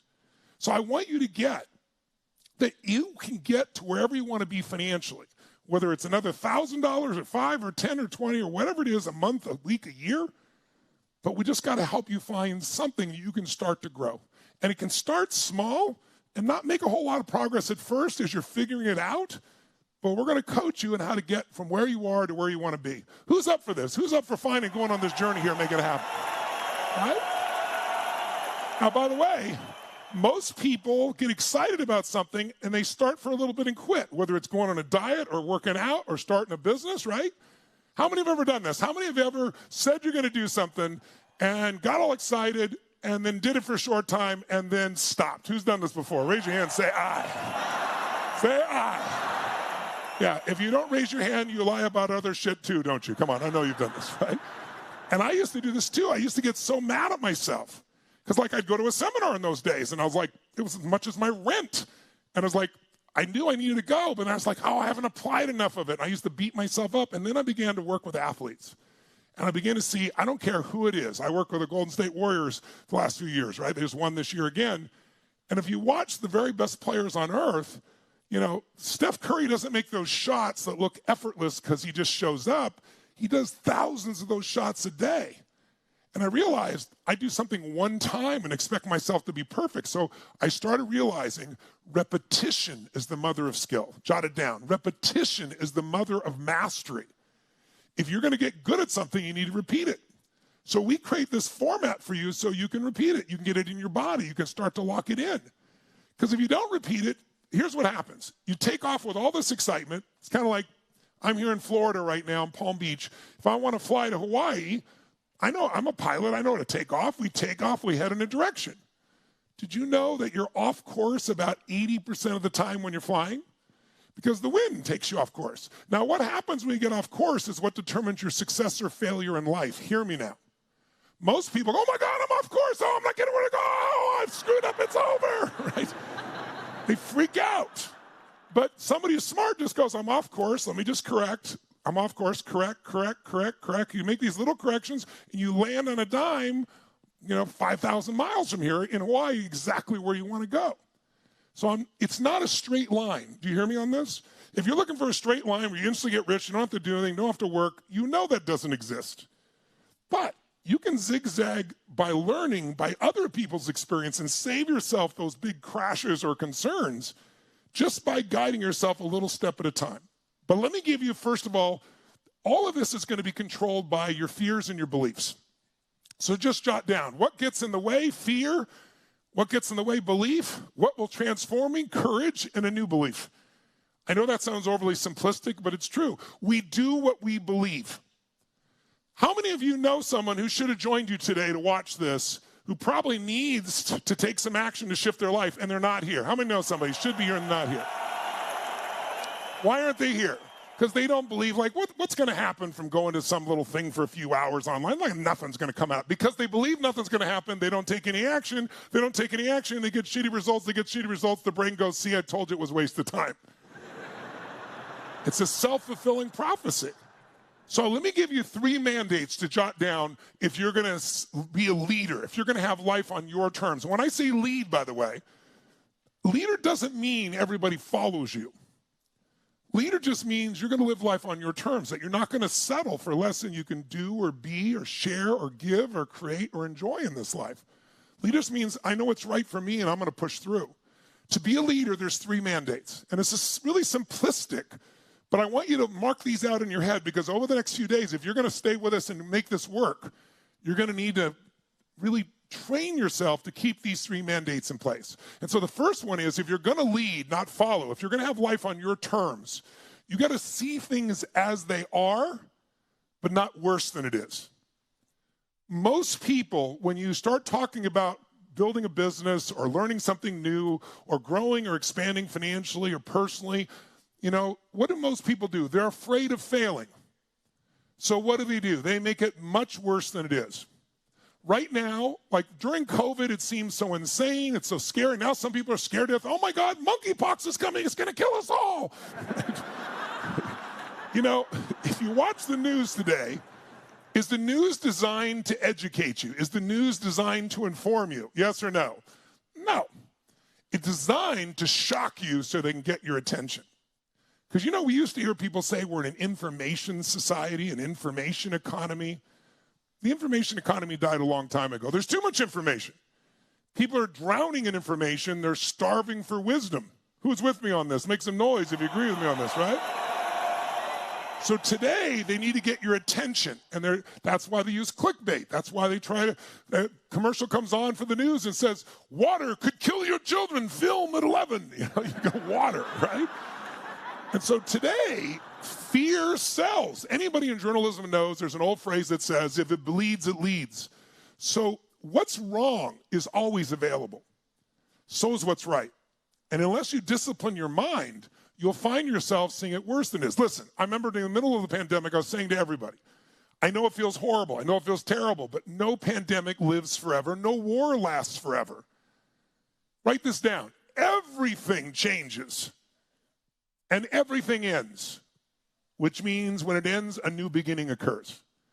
Everything, I don't care whether you like it or not, everything changes. Is it true? And everything eventually ends. But then there's a new beginning. And so if you allow yourself, your brain, we have a 2 million-year-old brain. Do you realize that? And this brain has evolved very slowly. And our brain was not designed to make you happy. It was designed to make you survive. So your brain is always looking for, where's the problem? What's the pain? Where can I get hurt? And then what does it do? It either fights, right? Like it's something I'm going to fight, or it freezes, right? Or flight, you run from it. That's the way the brain works when it's in a survival brain. And we all have a survival brain. But if you can take control of that survival brain, which you can learn to do, and that's what we're going to show you how to do here. As much as we're going to show you the skills, we're going to show you how to change your thoughts, your emotions, and your actions, because without that, the skills are worthless. Like lots of people know what to do, but not doing what they know. So the bottom line is, you've got to take control of your mind and see it as it is, but not worse than it is, because when you make it worse than it is, your brain just gives up. How many follow what I'm talking about here? If it makes sense, say aye. Say aye. People say to me, I can never lose weight. I've tried everything. If you tried everything, you'd be fit, right? Come on. I've tried millions of things. Really? Millions? Name them. Why did do these 3 stupid things that don't work over and over again, right? Or people say, I can't lose weight. I used to say, I can't lose weight because I'm big-boned, right? I'm the same bones. I do have big bones, but I was 38 pounds heavier than I am now, and I've lost it and never gained it back. But as long as I have the belief I'm big-boned, it's not my fault, it's my metabolism, you can't possibly change. Just write down, the truth will set you free. The truth will set you free. So this week, we want to get to the truth. Not the stories, not the limitations, the truth. That means you got to see it as it is. That is not to BS yourself and say everything's perfect and beautiful and easy. That's a lie. But it's also not to say, oh my God, it's so bad I can't turn it around, or because I've not succeeded in the past, I can't do it better with the right coaching. What's the second principle or kind of commandment or mandate to be a leader? You can't not only see it worse than it is, you got to see it better than it is. That's the second step.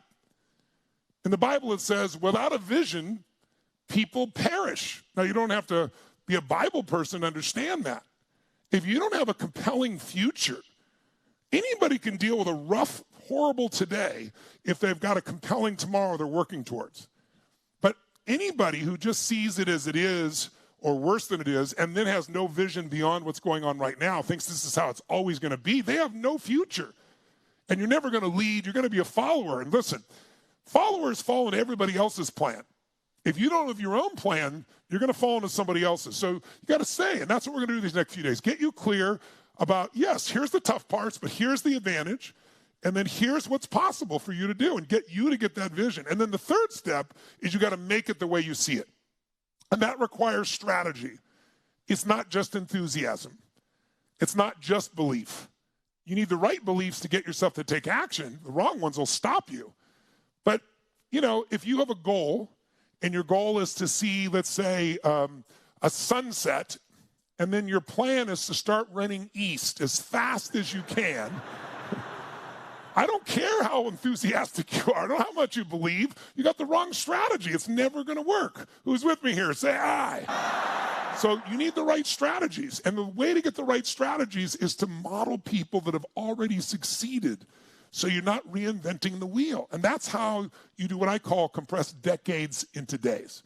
And if you do that, you can learn more rapidly. You can get greater results than you ever thought of. So I want to finish up with just a couple quick things with you. Let's talk about the biggest mistake people make. Now, before we do, you've been sitting for a moment, so stand up just for a second. Just for a second. Stand up, shake your body out just for a second. Shake it out. And just, I'd like you to dance like you're a little bit crazy or shake your body out like you're a little insane just for 1.5 minutes. Wake that body up because energy's needed to make this work. Here we go. Make a little noise.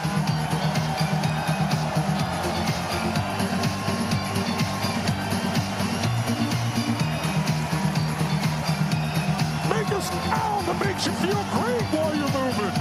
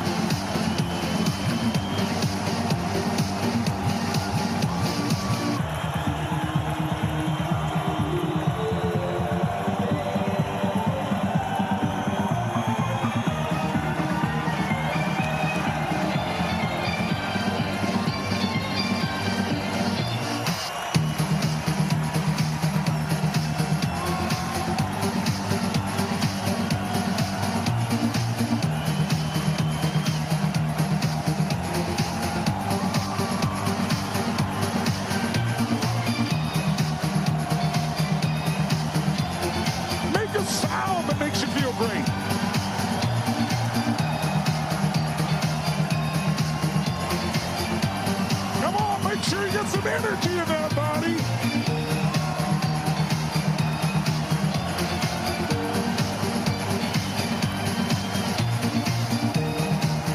All right, make a sound as loud as you can that you'd be making if you're totally excited about something. Make a sound of excitement, ladies and gentlemen. Oh, yes. Get some virtual high fives around the world there. Grab a seat, feeling great. By the way, take a little sip of water. That's it. And then when you sit down, just for a moment, you know, some people when they sit down, their energy goes to the floor. Right now, while you're sitting, create more energy than when you're standing. Ready? 1, 2, 3. Wake that body up. Here we go.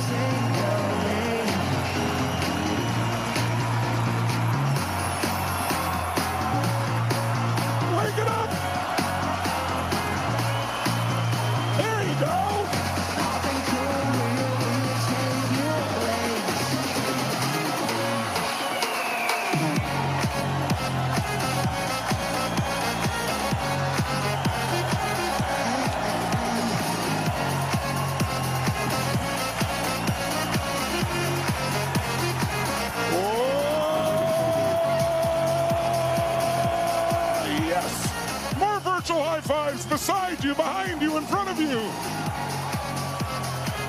All right. If you feel better than before, make a fist and say yes.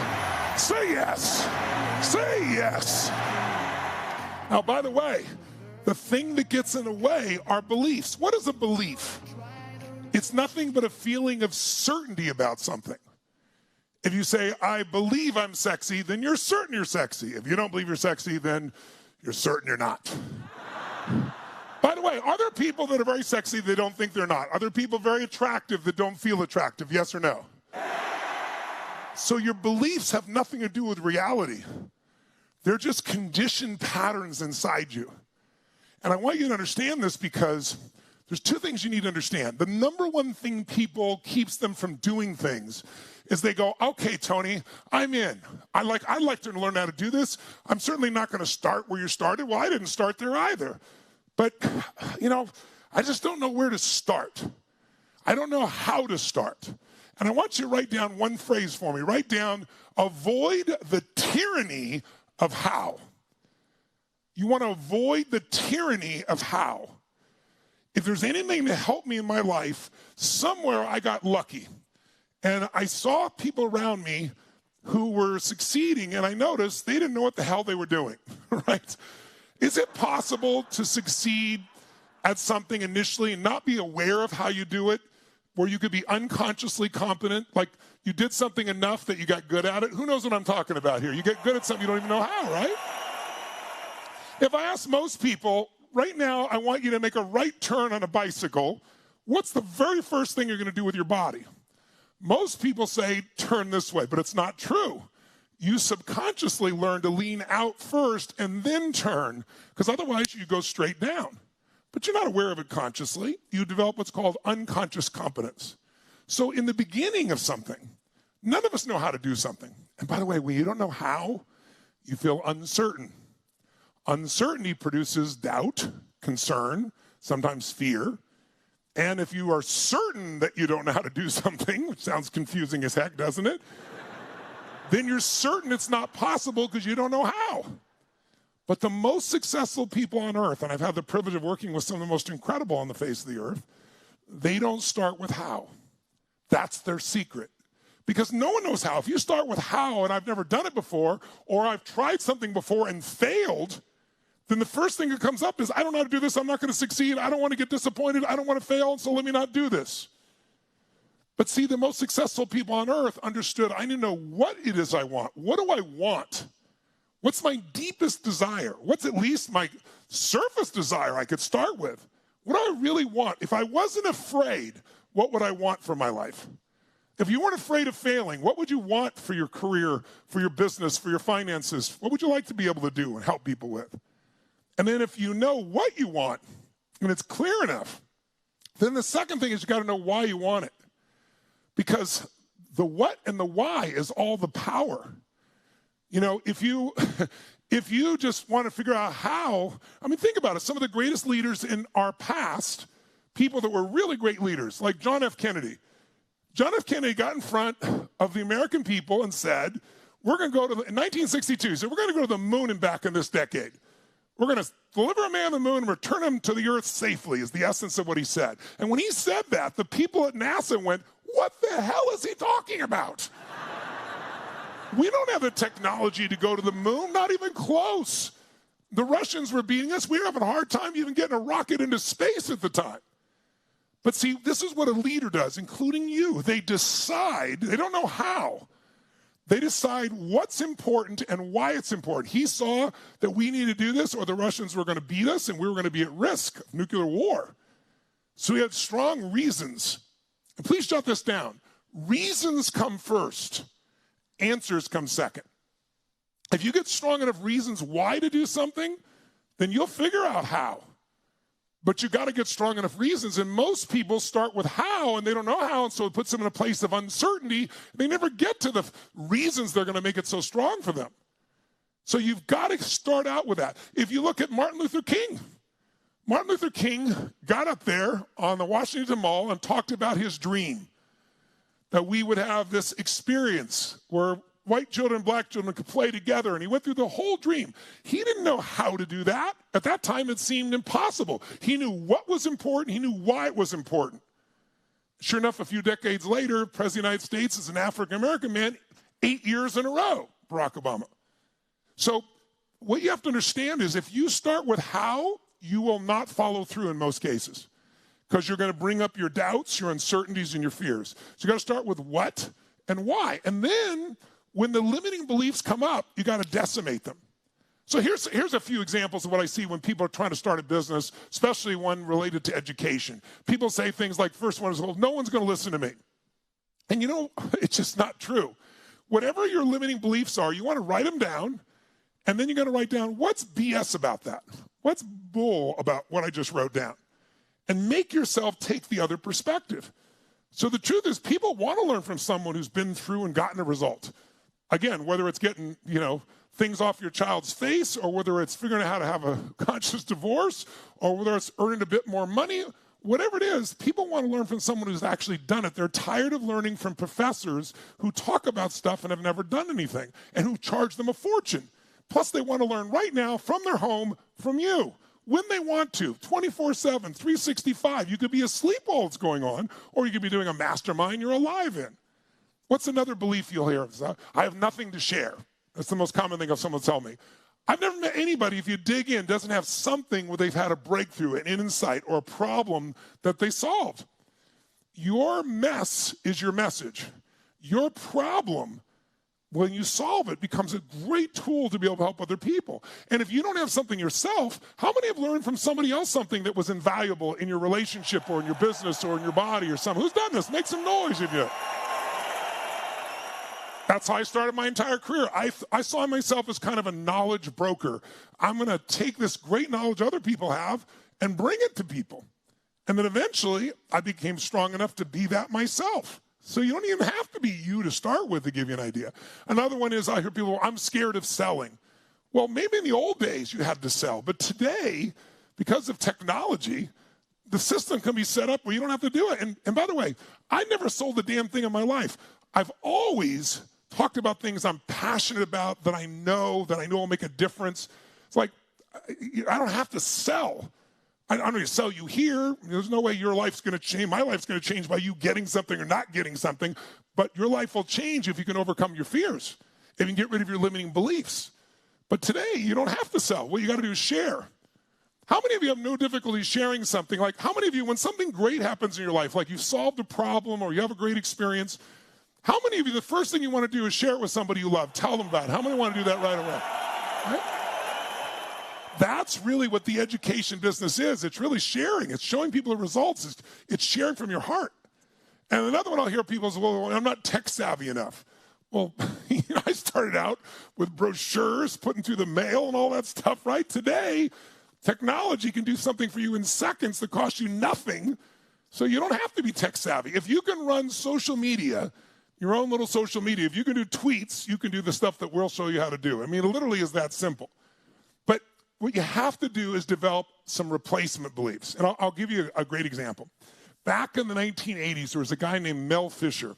You may not be old enough to remember this. I barely remember it. But I do remember this guy had this dream, and it was written up in newspapers and so forth because he believed he's going to find a Spanish galleon that was dropped in, I forget, I think it was in 1985 is when that's right, 1985. It was a 1622 wreck. He had no map to this wreck. He just studied that this wreck happened. It was supposedly full of gold bullion, and he thought somehow he could predict where it would be. And so he raised the money, he convinced other people to be part of his treasure hunting, and he went out.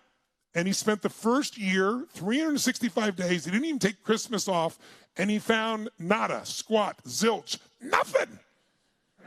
And he spent all this time and all this money out in the hot sun. It's not easy work on the ocean like that, salt all over you. But he had this vision. And so, sure enough, he went out the next year and did it again. And the next year, after 3 years, he burned through all the money.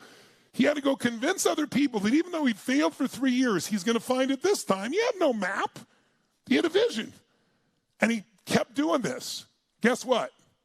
He went 16 years. Now, I want to ask you a question. How many of you would have quit after 1 year, honestly? After 1 year of working your guts out, no rewards, how many quit? How many would take 2 years? 3, 5, 8, 10. See, if you know Walt Disney's history, Walt Disney went bankrupt twice, right? You look at the most successful people in history, they're people that usually failed over and over again, but they didn't call it failure, they called it learning. 16 years, and guess what? After 16 years, he found $500 million in gold, $500 million. Now, you can't live on that, but it gets you a good start, get you going. Right? Think about that, $500 million. Now, most people would never do that. Now, why do I bring this up? Because people do what they believe. So I have a question for you. It's an important question. What would you have to believe to keep going for 16 years when you see no success whatsoever? Tell me what you'd have to believe. I'd like you, if you would, put it in the chat box. I want you to really think. Don't just wait for other people. I want you to really get spontaneous. What would you have to believe in order to go for 16 continuous years? What would you believe? Someone said you got to believe in your gut, got to believe in yourself, believe it's possible, believe you're worthy, believe you'll find it. So the number one thing you'd have to believe, jot it down, is the treasure is out there. If you're not certain the treasure is out there, you're never even going to go for it. And I bring this up because I remember years ago in my business, there was a point when there's so many other businesses that were doing better. I was in a business that took a lot of people. It was a low margin business. I didn't make a lot of money in it. I loved it. I worked my guts out. But other people kept saying, you ought to do these other businesses. And I went and talked to this group of billionaire guys who I'd helped. And I said, I have all these opportunities. And they said, Tony, you've not maximized the one in front of you. And I realized I didn't think there was a real treasure there. I was wrong. But as long as I didn't believe it, it wasn't there. But this guy, he believed the treasure is out there. That's the first belief. What else would you have to believe besides it's out there? There's 3 beliefs you'd have to have. They're the same 3 beliefs you're going to need to have to be able to build your business. That's why I'm bringing it up there. What else would you believe? The treasure's out there. That's right. I must find it. See, it's one thing to know it's out there, but if you don't believe you're going to find it, you're not going to go for it. You're going to give up. Okay, it's out there and I will find it. There's one more belief you'd have to go for 16 years, or Disney's 12 years, or anyone who's really succeeded. What else would you have to believe? It's out there, I'll find it, and what else? Okay, I'll find it, I can do it. There we go. It's worth it. If you don't believe it's out there, you're not going to begin the journey. If you go, oh, that's not a bunch of BS, these guys are just promoting, and I'm really not going to do this, I'm not capable, some story because you're afraid. Or it's out there, but I don't know I'm going to find it. Well, if you don't feel committed you're going to find it, you'll give up. But if you know it's out there and you said, I'll find it, but you don't think it's worth it, you can forget it. Now, if you got those 3 beliefs, I'm here to tell you, you can achieve anything you want in this business or in your life. And if you don't have them, you can develop those 3 beliefs. In fact, let me show you how. Let's try something. Please stand up for a moment. Please stand up, not sitting, because when you're sitting, you're cutting off half your energy. So stand up just for a moment, if you would. And let's just, to wrap up here, I got like 10 minutes left with you here, I believe. What I want to do is I want to show you how you can lock yourself in. Now, your mind is also controlled by your body. So we mentioned earlier, if you're feeling really low energy and you say, oh my God, I got to deal with this issue, your brain's like, oh man, I don't even know where to start. But if you're in a strong state, it's different. So the way you use your body affects the way your mind works. So you can try and get yourself in the right mental state by going, I'm happy, I'm happy, I'm happy, I'm happy, and your brain goes, BS, I'm not happy, right? Affirmation doesn't do it. But if you change your body strongly enough, it will. So I'll give you one example. I show people how to do this in a very dynamic way. But I've been teaching doctors, lawyers, billionaire people, kids, people in prison, some of the great athletes in the world. I've taught them how to change their mental, emotional state. Because if you don't change your emotional state, your belief state, you won't follow through. So here's what I want you to do. I want you to stand and I'll show you something. Harvard did a study. This is about 40 years into what I've been doing, so like 5 years ago. And they proved what I was doing is right, only they didn't use all my tools. They called it power postures. So I want you to stand with your hands like this on your hips, with your shoulders back, your head up, and just breathing fully. And as you're standing just like that, shoulders back, kind of like, Superwoman, Wonder Woman, Batman, Superman, whatever the case may be. And if you stand like this for just 2 minutes, breathing fully, I want you to see what happens to your body. We'll throw it up on the screen. In 2 minutes of standing this way, your testosterone will increase 20%. Whether you're a man or woman, doesn't matter. Your stress hormone called cortisol drops 25% within 2 minutes. And your risk tolerance, your willingness to take a risk, to go forward, improves by 33%. Now, I don't have people go around just like this. And by the way, if you go like this, it looks like you got a cape on your back. Just breathe nice and deep, right? How many feel good right now in this state? Just for a moment, feel good? Now, here's what I teach. I teach people not just static motion. If you use your voice and your body, it's even more powerful. So right now, while you're standing tall, you can take your hands off your hips and make a move, some move that makes you feel strong. Make a strong move, whatever that is for you. Make your move. Try another move. Try another move. Try another move. Say yes. Say yes. Say yes. Now watch this. Your voice changes the way you are. I know you're in your house, but right now, when I say now, I'm going to ask you to make a sound, the loudest sound you can, a sound you'd be making if you felt unstoppable intensity. All right? Ready? 1, 2, 3. Make the sound of unstoppable intensity. Go. As loud as you can. Go, go, go, go, go, go, go, go, go. Do it again. Make the sound of unstoppable intensity. You can do it, Rufo. Come on, Carrot, you can make the sound. Mark Ladard, where's the sound? I'm watching you, Mark. Come on. Come on. Come on. Come on. One more time. Even louder. Make the sound. Go. That's it. That's it.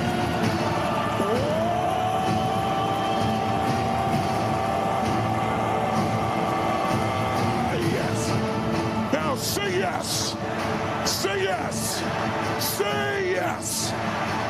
Now, how many feel strong right now? If you do, say yes. Say yes. Now, stay standing tall and notice if you change the way you move dynamically, if you change your breath, if you change your voice. If I told you there was a depressed person over here behind curtain number 1, and I'd give a $100,000 donation to your favorite charity if you describe their posture. A person who's depressed, what's their posture like? Stay standing, type it if you would in the chat. If somebody's depressed, tell me what their posture's like. Go ahead. That's right. Hunched, hunched over. Good, good, good. Slumped. Great. Are they breathing full or shallow when they're depressed? Which one? Shallow, shallow, slumped, shallow, shallow. Good. Are they talking fast or slow? Slow. Breathing full or shallow? Good, shallow. Are they talking loud or quiet? That's right. Slow, slow, quiet, quiet. So if you drop your shoulders, if you breathe shallow, if you drop your body in here and go, okay, I'm going to go start this business, right? It's like, yes, I'm going to do it. I'm going to do it, right? It's not going to work. But if you learn to use your body differently, it'll change. So this is what I want to do just to finish up real quick with you. I want you just right now, what changes your life is decisions. If you look at your life and you see things that you are proud of, they came to you because you made some decisions. If you look at parts you're not happy, it came from decisions. Decisions are what change our lives. How many buy that? Say aye. Say aye. So make your move. Get strong. Make your move. Make your move. Make your move. Say yes. Say yes. Alexandra Haas, I'm watching you. There we go. Now, stay standing nice and tall. That's it. And here's what I want you to do. Really simple. Every result in your life was mothered or fathered by a decision. Does that make sense? You don't get new results without new decisions. So right now, even with this first day, I want you to right now make 2 decisions. I want you to decide what are 2 things that you want to change in your life in the next 6 to 12 months that matter to you. Maybe one of them is your business or your career, some aspect of that, what we're doing here. Maybe one's more personal. Maybe it has to do with your energy or your body or a relationship. But I want you right now, while you're standing tall, I want you to make your move, nice and strong. Make your move, make your move, make your move, make your move. Say yes. Grab a notebook if you got it while you're standing. Ideally, stay standing, because when you sit, you kind of drop your energy. Stay standing. And I want you just for a moment here, I want you to write down 2 things that if you could make these changes in the next 6 to 12 months, it would excite you and make you proud of yourself. It'd be a step up, not some impossible thing. I'm going to make $1 billion in the next 6 months and you've not made 100,000. Obviously, that's not it. I want you to think of something that is doable if you really committed your time and energy, and something that if you did it, you'd feel like you were creating a new momentum in your life. You'd feel like you're making a real change that matters. So I'm going to put a little music on while you're doing it. I'm going to ask you, please stay standing if you would. And Jackie Coral, I'm really impressed you're standing with your baby in your arms. That's pretty awesome. If you've still got another hand there to write this down, I want you to write it down if you can. Write it down. What are 2 things you want to improve immediately? What's something you want to change? What's something you want to begin? What's something you want to create? Maybe one in your career or your finances, where you spend your time. Maybe one more personal as well. Your relationship, your body, your home, your kids. And be as specific as you can, my friends. Don't say, I want to lose some weight. I want to lose 12 pounds of fat. I'm going to earn this much more. I'm going to start a business and get it up and running within these 3-6 months to make X amount of money. The more specific you can be, remember, clarity is power. If you're general and say, I want to make more money, here's $1, you've already achieved it. So be specific. Cassandra, I like that goal. Beautiful. Nice. Pamela Nelson. 2 things that would excite you. Nice, Antonia. That's it. 2 things that are achievable, that if you focus, would excite you, that make you proud, and are truly doable. And try to be as specific as you can. That's really great. Help 20 women to grow their careers. I like that. Nice one. Create your first course. Nice. That's it. Clear those childhood traumas. Transform your marriage. Eliminate $10,000 in debt. Change another 30 lives by the end of the year. I like it. Lose 40 pounds. 10 pounds a month in 4 months. Nice job. Create a menu to eat healthier. I like it, Grace. Finish your online coaching program. Good. Lose 10 pounds. Write my first lesson. I like it, Lori. That's it. Build 20 cash flow programs. Good. Overcome the PTSD. Make $2,500 a month in income. Nice, Luetta. Help 50 people with my program. Nice, Natasha. Launch my first program. Generate $350,000 a year in my business. Nice. Portia Targa is mine. Nice. Start my film company. Very nice. Making $22,000 a month in my business. Cool. Travel to Uganda and teach the things I've learned to children. I love it. What is it for you? Thanks for putting in the chat, those that are doing it.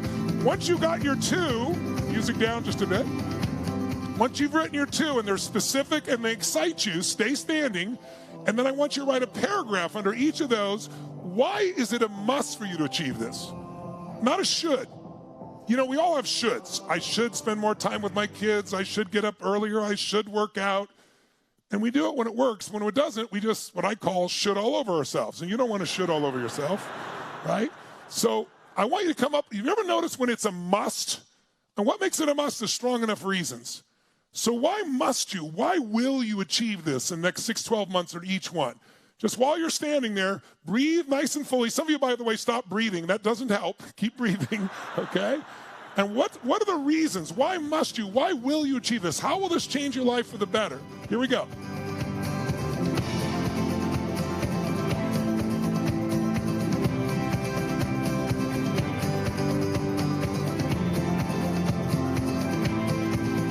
Oh, I must be healed so I can ride my first horse. Nice. Nice, Michelle. Generate $50,000 a month in my wholesale business. Why? Give me the why. Yoga classes online for coaches. Nice. End the self-abuse of the way I used to eat. Good. Help my family. How specific? That's it. Why is it a must for you? What's the reasons that'll get you up early, keep you up late? Why would it excite you? How will your life change if you really do this?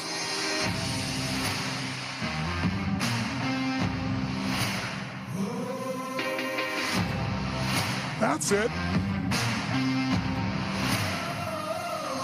Just for a moment, all of you, just for a moment, stop what you're doing and shout the word yes as loud as you can. Say yes. Say yes. Say yes. Say yes. Now, right from that place of certainty. Why must you? Why will you achieve it?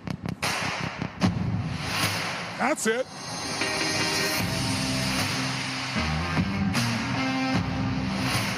Come up with strong enough reasons you follow through.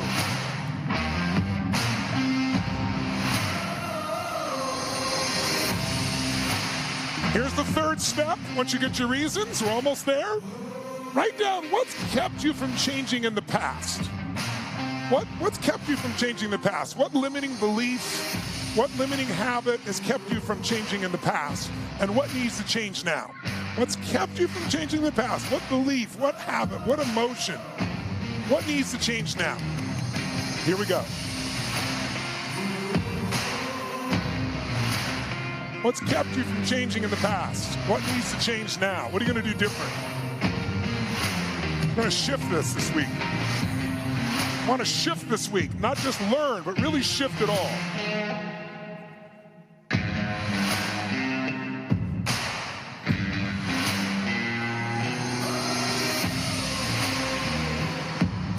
What are you going to do instead? What kept you in the past from following through? What are you going to do different this time? What needs to change now? What belief? What emotion? What habit?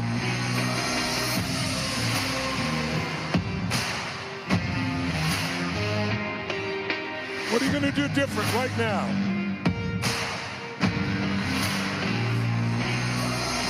That's it. Nice, Mark. Nice, Tanya. That's it, Carmen. That's good. What are you going to do instead? Good.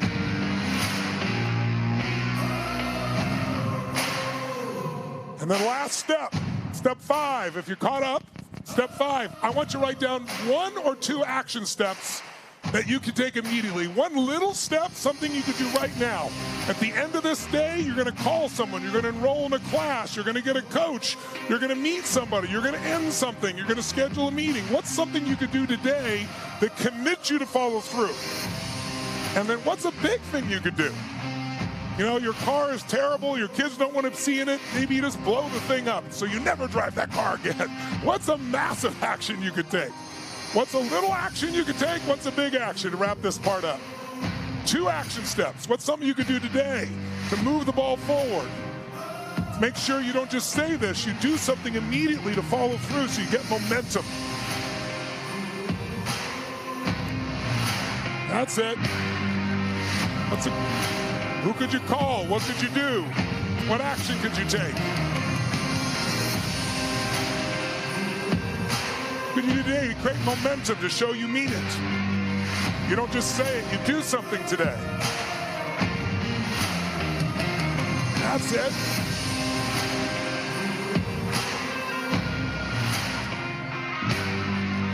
Good.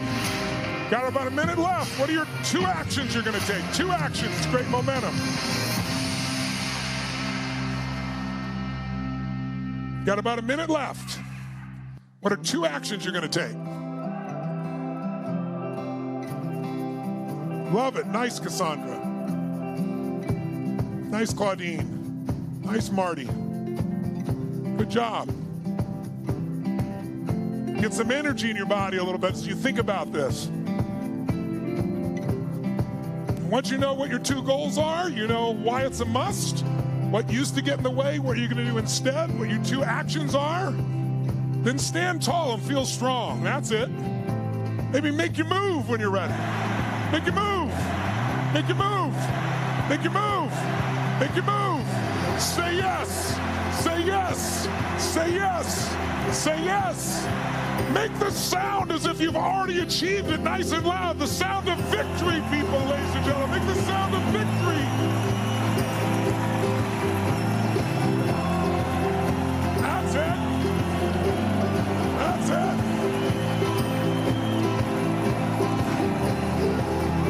Oh. So to finish, stay standing to finish, and I'll take you back to Dean just to wrap up here. I feel nice and strong. Stand tall. Put your notebook down. How many got 2 goals that you're excited about making happen? You know why it's a must. You know what you're going to do. Make some noise if you got out there, ladies and gentlemen. Awesome. Now do this. Stand tall. Close your eyes. And remember that in order to create your future, you need to kind of live there. You know, most people know that for years, some people try to run a 4-minute mile. So this guy named Roger Bannister did it in the 50s. And he didn't do it by practicing running. He did it by practicing in his mind. So his brain became convinced he'd done it and his body took over. So just to finish, let's stack 3 good things. Close your eyes, and I want you to think of 3 moments in your life that you're really grateful for, one at a time. But I want you to close your eyes and step in your body as if you're in that memory. It could be from 10 years ago, 20 years ago, 10 minutes ago. Anything that made you feel grateful, because gratitude eliminates the 2 emotions that get in your way, fear and anger. You can't be grateful and fearful simultaneously. You can't be angry and grateful simultaneously. So gratitude is one of the most important emotions to build. And instead of just thinking of it intellectually, think of a moment you're grateful for. It could have been a moment of meeting someone you love. It could have been a moment where you had a breakthrough insight. It could have been a moment you did something you were proud of in your life. Think of a moment, birth of a child. Think of any magic moment in your life, and just for a moment, step into that moment. Like you're there, in your body, seeing what you saw then, like you're there right now. That's it. See it, feel it, breathe it like you're there, and give yourself the gift of feeling so grateful. Because from that place, you can get yourself to follow through without fear, without anger. You remember life as a gift. Take it all in. Feel like every cell in your body. Breathe the way you're breathing when you were so grateful. Put the look on your face when that beautiful moment happened, a blessed moment. Just say thank you and feel it inside. Think of a second moment now you can feel grateful for. Think of a second moment on top of it now. Breathe deep. That's a moment, a little moment, a breakthrough moment, a moment with friends or family. A blessed moment in your life. Step in your body and feel grateful once again. Breathe it and feel it. That's it, like you're there. Celebrate it in your body like you feel like the whole body, every cell is being bathed in gratitude. Like it's all been guided. Even the problems have guided you. Think of a third moment now you could feel grateful for. Step in that moment now and feel it too. So you're stacking all the good, because most people stack the negative and they wonder why they don't follow through. Think of another beautiful moment and step in it like you're there. Breathe it, feel it, enjoy it. Let your body vibrate with that energy. And then with your eyes still closed, reach your right hand out as if you're grabbing a moment from your future, a moment you're going to be proud of yourself in the near future. Something that's going to be beautiful, it's going to happen. Bring it into your heart, and as it touches your heart, say yes. Yes. And then step in that moment like it's a preview of your future, like a trailer from a great movie of what's coming. Feel like it's already happening, this beautiful moment. With your eyes still closed, reach out, grab another moment from your future. You're going to be proud of yourself. Grab that moment that's coming and bring it into your heart and say yes as it touches your heart. That's it. Feel like it's happening right now. You're experiencing it. Reach out with that hand and grab one of the things you wrote down that you're going to achieve and bring it in so you feel it like it's already happened. See and feel yourself already achieve that goal and feeling the joy of it. Yes. And now for 10 seconds, grab as many moments from your future, happy moments, playful moments, loving moments, accomplishment moments, proud moments. Stack them all one after another in your heart. 1, 2, 3, yes, yes, yes, yes, yes, yes, yes, yes, yes, yes, yes. And then make the sound of what your life feels like right now. Make a sound of what your life feels like. Make it a celebration inside. Make a sound. That's it. That's it. That's it. That's it. That's it. Take it all in. Take it all in. That's it. That's it. That's it. That's it. Make the sound of ladies and gentlemen, victory!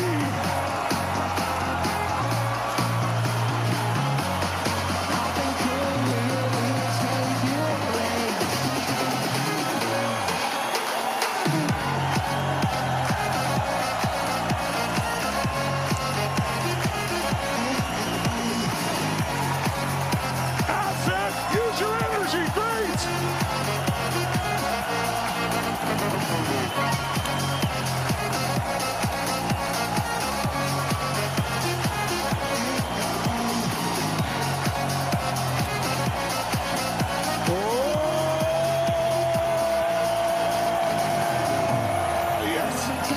How many got a great vision for what you want to achieve? Make some noise if you're out there.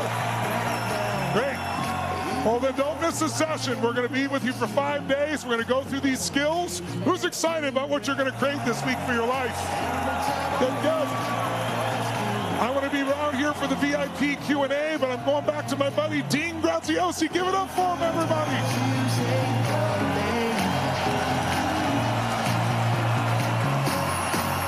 Everybody give some love to Tony Robbins in the chat like you haven't already.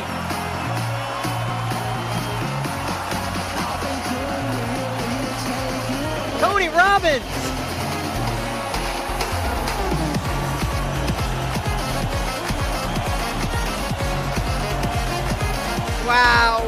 Wow. Guys, don't go any place, because after an amazing training like that, we have our next guest that's going to fill that bucket up to a whole nother level. And I'm going to introduce her here in just a second. We're going to get right to it. Don't go anywhere. If you got to get a drink 100 miles an hour, because you don't even want to miss a second of this. But, I just want to back up for a second. I get to watch my dear friend and brother and partner share. And I still take notes nonstop, and I still go through the exercises. And I know some of you are here, and maybe you met Tony for the first time. Amazing meeting Mr. Robbins or what, right? And I know some of you have experienced that. And for Tony to go 90 minutes, that's short for him. He would love to be with you for 2 days straight, right? But what I want to share is today, I know some of you might be in that, hey, I want to get to the tactics. I want to get to the strategy. Okay, I'm in. I saw all the beautiful comments of what you guys are going to do, coaching programs and courses and change lives and help parents not yell at kids and be better dads and learn a million other things. I saw that. And I know you might be dying to get into the tactics and the strategies. Here's the cool part.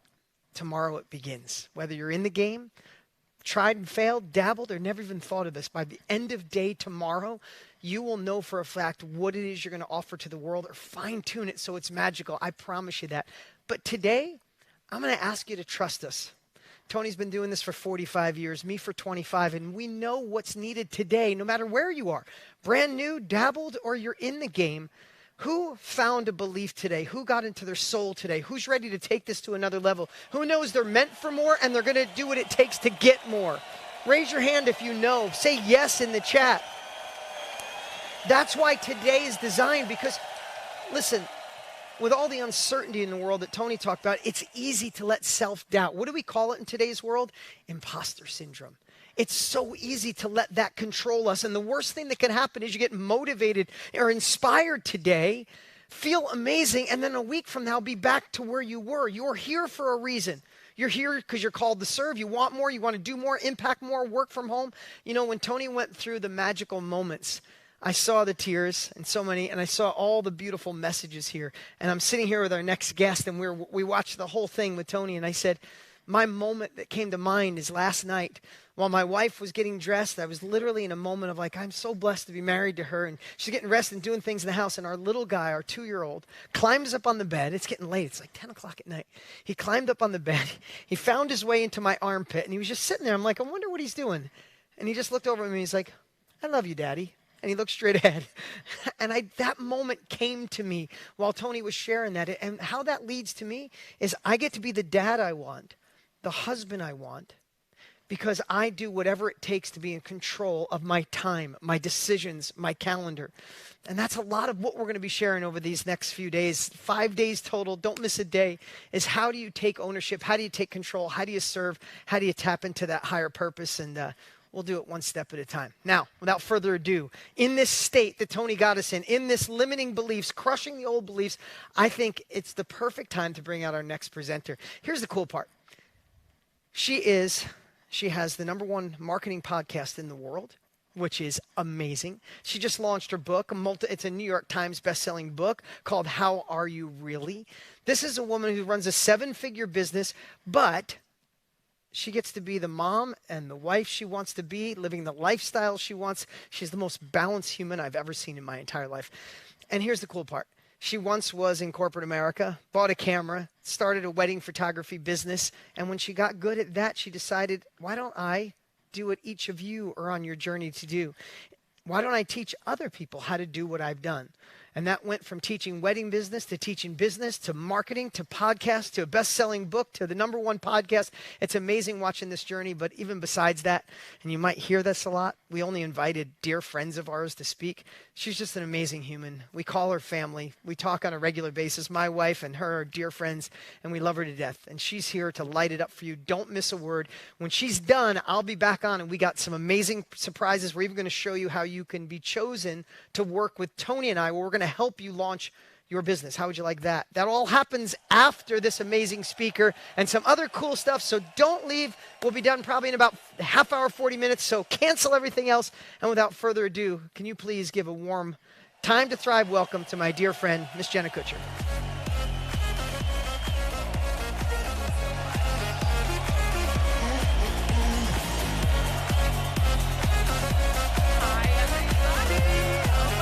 This has been an insane day. I'm so excited to be with you guys today. Let's get this going. We are almost on the home stretch of day 1 of the Time to Thrive Challenge. How's everybody doing? I was watching you all with your hands on your heart and just in that moment. And I was just thinking about this journey. Man, this journey that we're all on. So much can change in just 1 year. I was revisiting last year's journey and I was pregnant. And I remember being in that moment and I showed up today and I said, so much can change in a year. And I want for you to think about today where you want to be 1 year from now. Now, let me tell you a quick story. Dean kind of touched on it, but when I graduated college, I was in corporate America, landed my quote, dream job, and found myself in a windowless office. And I have this memory of this meeting. My boss, who was an amazing woman, sat me down at her desk, and she really proudly presented me with a plan. And the plan wasn't for the next year of my life. The plan was an outline of the next 5 years of my life. And I remember, as she handed it to me, having this feeling, this like visceral feeling of, this can't be it. This can't be it. They didn't even ask me what I wanted for my life. They didn't ask me what my plan was, what my hopes were, what my dreams was. They literally were proud to say, here's your plan. Don't worry, we've got it for you. And I remember in that moment, not exactly knowing what I wanted, but knowing that I never wanted someone else to plan my life for me. So much can change in 1 year. Like, I cannot wait to see what this next year holds for you. But if we're not careful with our life, if we don't take control, someone's going to take control for us. I remember going back to my office that day. There's this picture of my now husband and I in this frame. And I remember looking at that picture and thinking, is there a way to do life where I'm not sitting in this windowless office looking at the person I love in a picture, but a way to do life with the person that I love most? I was listening to this meditation recently, and there was this line that resonated with me, and it resonated with my story, and I want to see if maybe this is where you're at. The line said, for many of us, there was once a flame, but today, we feel like ashes. And all that it takes is just one ember to light the flame again. I think a lot of us are navigating out of these past years, and we're wondering, what am I passionate about? Where is this ember, and how do I fan it back into a flame? And I know a lot of things about you simply by you being here. You being here today, you investing in yourself, your life, your dreams, your hopes, you being here today tells me that you are ready to fan the flame again. Now, I always smile when I see a lot of those, beautiful quotes that say like, pursue your passions and you'll never work a day in your life. But for most of us, we're sitting here feeling like we're in ashes. What is the passion? What am I in pursuit of? For me, I haven't always known exactly where I'm going, but sometimes I know exactly where I don't want to go anymore. When my boss handed me that 5-year plan, I got back to my office and I said, I don't know where I'm going to go, but I know what I will not tolerate anymore. And that was somebody else planning my life for me. Now, what I want for you to know is that there are a lot of currencies in life, right? Time, money, energy. Time is your currency today, and you are investing in yourself by being with us today, by spending this time learning. And what is incredible about this investment is that you are signaling to yourself that you are worthy of the investment. You're not the risk. You are the investment, and your time today tells me that you're ready to fan the flame and invest in the future version of yourself. Now, I'm going to tell you something that might totally transform the way you look at change. How many of you, show of hands, literally, how many of you deeply desire change in your life, and you're not even really scared of the uncertainty that change brings, but you're more concerned about what someone in your life will think about you changing? There is this notion, look at all of these hands going up. There is this notion for us that if I change, am I going to leave people behind? What are they going to think of me? Who am I to do this? Who am I to step into this new space? Who am I to claim this new identity? There is something about change that threatens to drive a wedge between you and the people in your world. And I personally used to fear change. I used to wonder, if I change, will we still have things in common? If I change, will they still know me? If I change, will they still love me?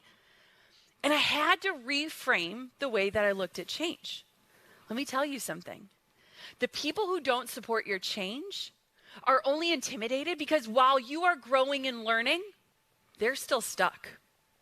While you are moving forward, they are standing still. And a lot of people leave it at that, but I want to invite you one step further. What if your change could not intimidate people, but invite people? What would that look like if your change could be the inspiration that the people in your world, the people in your life need in order for them to take the first step? The problem here is that you are sitting on the sidelines of your life. You are waiting for somebody to come along and hand you your golden ticket to give you your big break. You're waiting for someone to tell you that you are ready. There is this line in my new book that says, how we rise up to our battles is directly linked to the type of warrior that we believe we are. And the thing that I'm seeing you do in your life is that you're showing up for the battle of life and you're looking around left and right and thinking, where's the warrior? It's not me. Surely it's not me. I'm not qualified. I'm not called. I'm not ready. I'm not trained. You're sitting on the sidelines of your life waiting for somebody to come along and save you. And like Dean said, no one is coming to save us. If we don't plan our lives, someone is going to hand us the plan. And 5 years from now, we're going to wake up and think, I should have started. I should have simply started. Like if you cannot see yourself doing what you are doing today in 5 years, then the only thing that you have to invite into your world is change. We tend to live life walking around feeling like we are this before version of those transformation photos, right? We're walking around thinking, man, I cannot wait for the transformation to happen so that someday I can say this was the before and this is the after. And what I want for you to do today is to take a screenshot of you on this Zoom call because this is your before picture and I cannot wait to see what comes. I cannot wait to see the after that is about to unfold through this challenge. Now, The main point of today is that I want to help you shift your identity into being someone who doesn't just survive, but someone who thrives. And how do we get there? We have to start adopting the posture of the warrior. I love watching Tony on stage because he doesn't just talk, he gets you into the posture, right?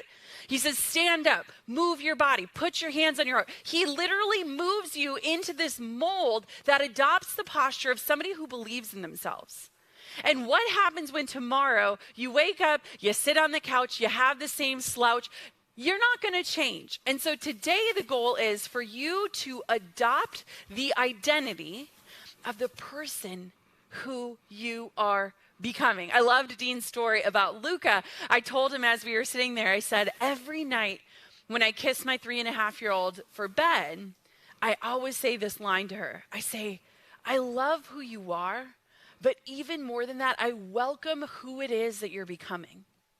Because I don't want my children to fear change. In fact, change to me is one of the most inspiring parts of being a human. Change to me tells me you're still alive. Change tells me that you're still growing. Change tells me that you're open to evolution.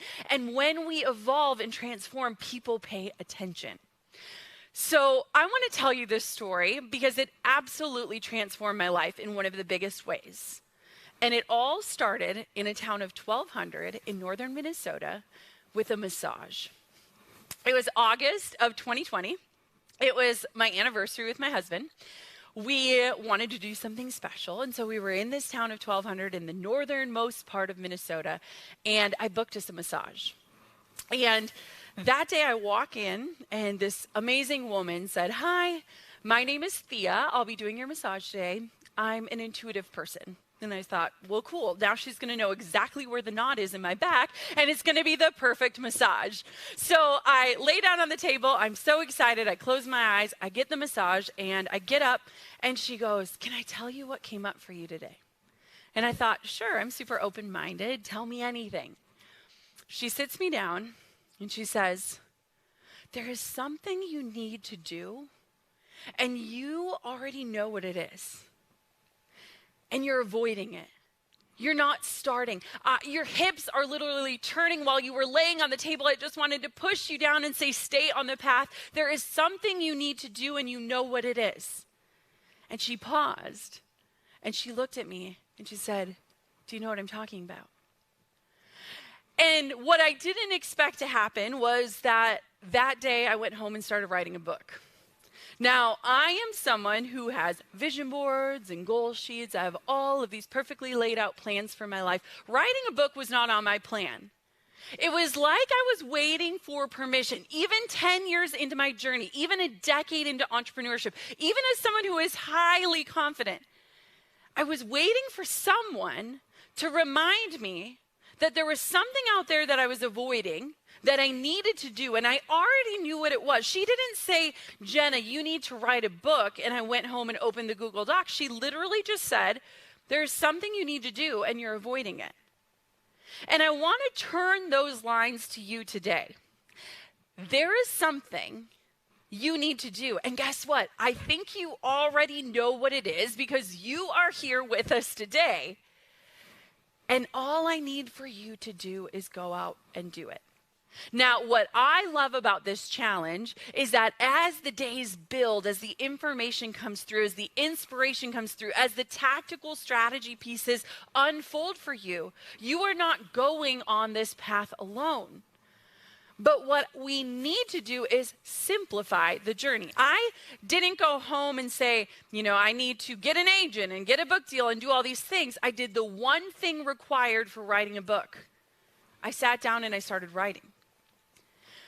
What happens is that in life, we have this desire for change, and then we overcomplicate the steps. We use this desire for perfection to become a means of procrastination. And then we wake up a year from now or 5 years from now and realize that someone else has been pulling the strings of our life, or that we haven't actually made a change. And we sit there and we feel shameful that we had this dream and we didn't follow through again. Who were we to think we could?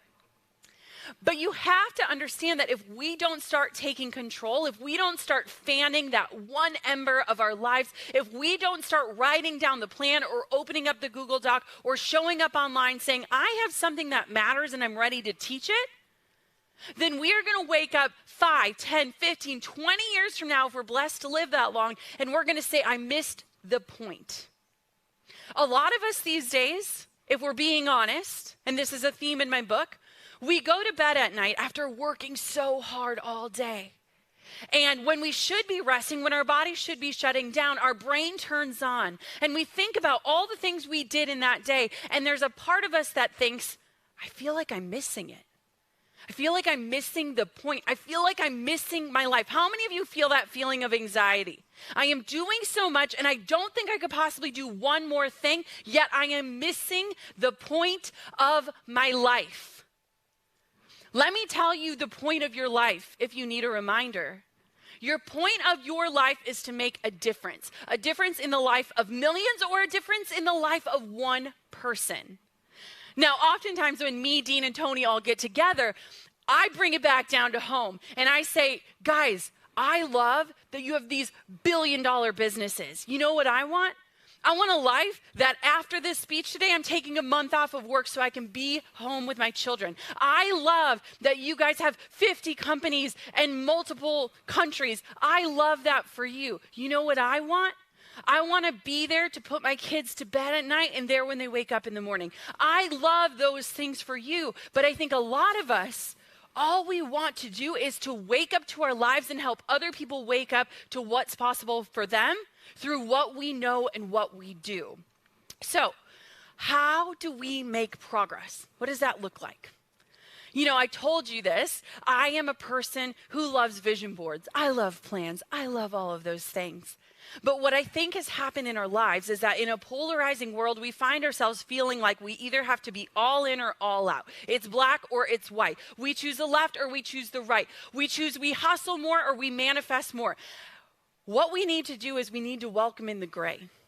We need to welcome in the tiny actions. I remember when I got my book deal, I spoke to my editor and I said, why me?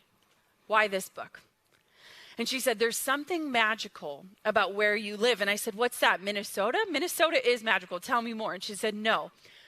You live where the woo meets the work. You live where you hold these visions for yourself and your life, where you design exactly how you want your life to feel, but you wake up and you take one step towards it, and you inch your way closer to it. And you do it and you progress. And as you progress, you believe in yourself. You live where the woo meets the work.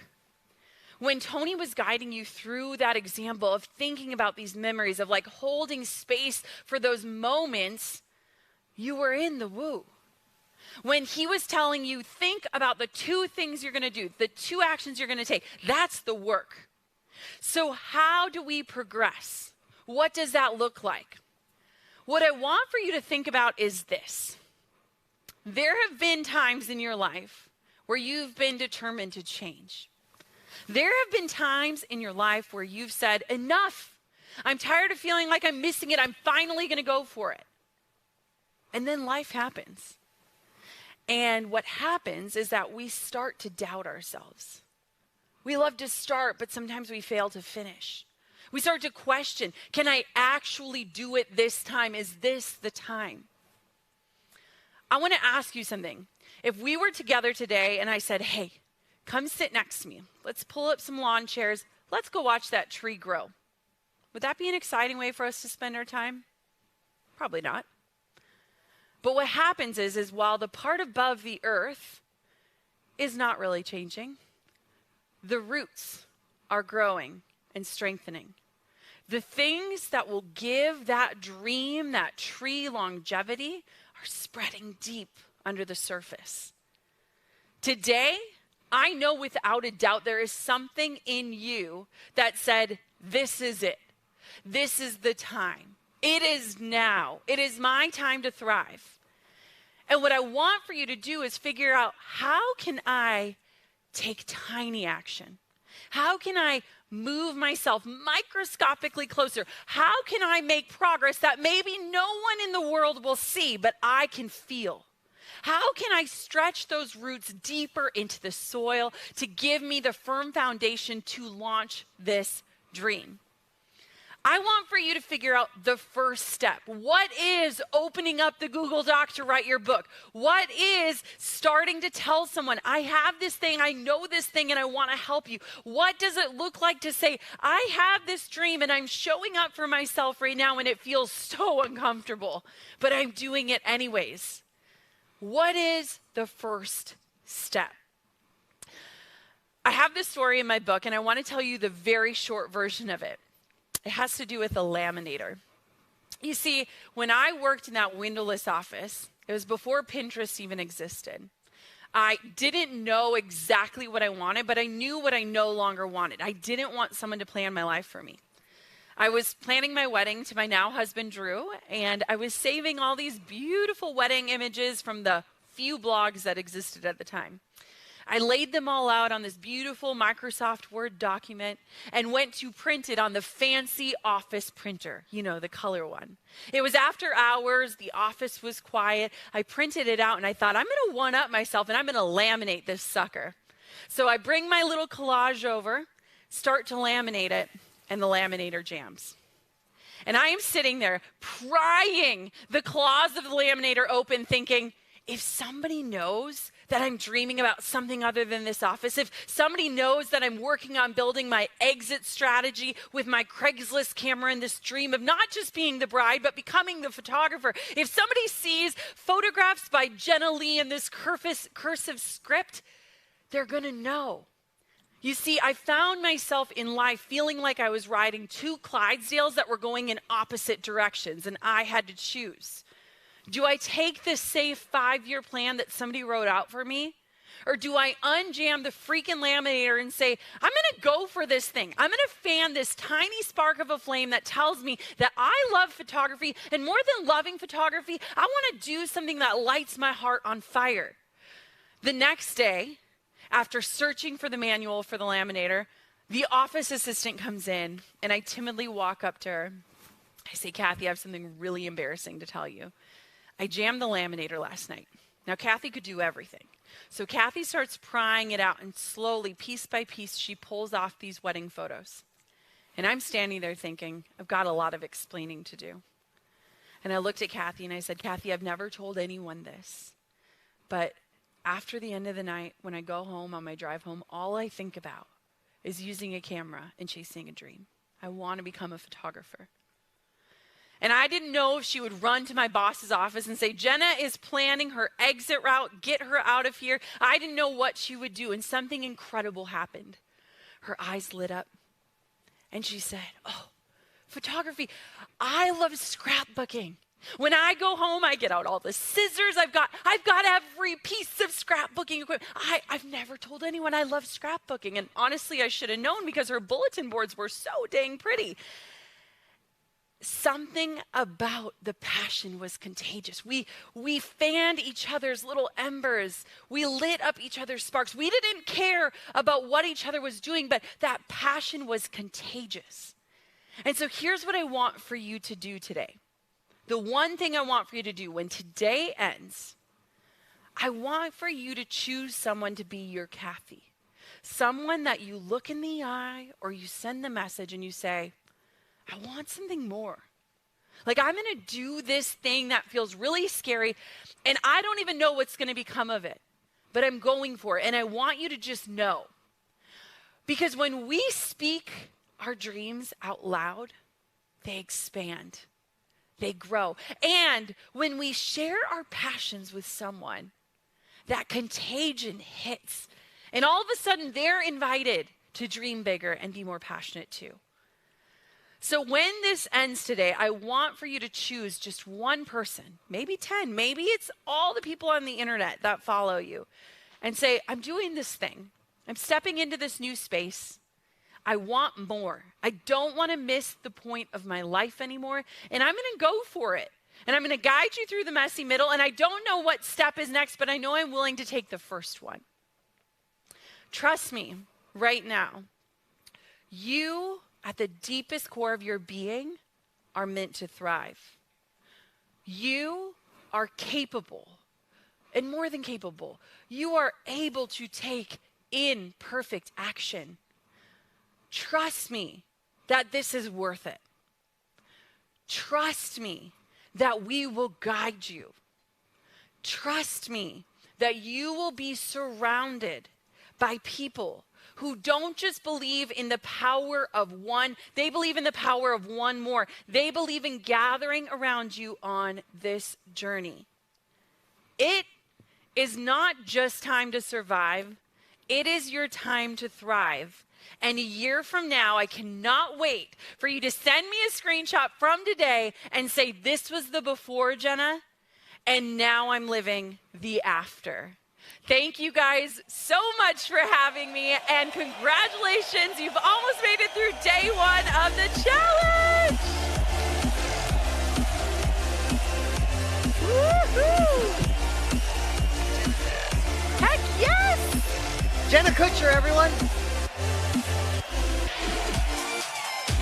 Give her some love. She'll be in the back. She'll see your chat. Thank you. Hey, Deborah, Paige, you've been playing full out all day today. Rim, what's going on? Hey, Sandra and Anna. Wesley, what's up, man? Good to see you, Wesley. I've seen you before. What's going on? Tiana and Christy and Natasha. Sal, what's going on? Hey, everybody. Hey, how was day one so far? You guys feeling it? Listen, we only got about 10 minutes. We got about 10 minutes, but really important 10 minutes. I want to set up tomorrow. I want to challenge you to do some homework, right? This is called the challenge for a reason.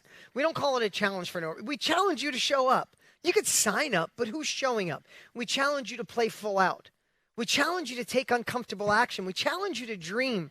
I mean, did you love when Tony stretched you to dream?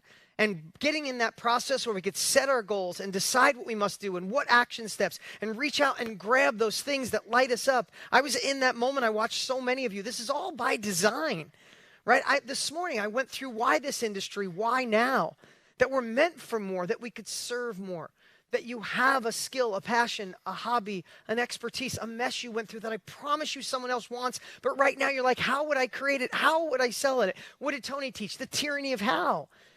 Sometimes we have to replace the word how with who.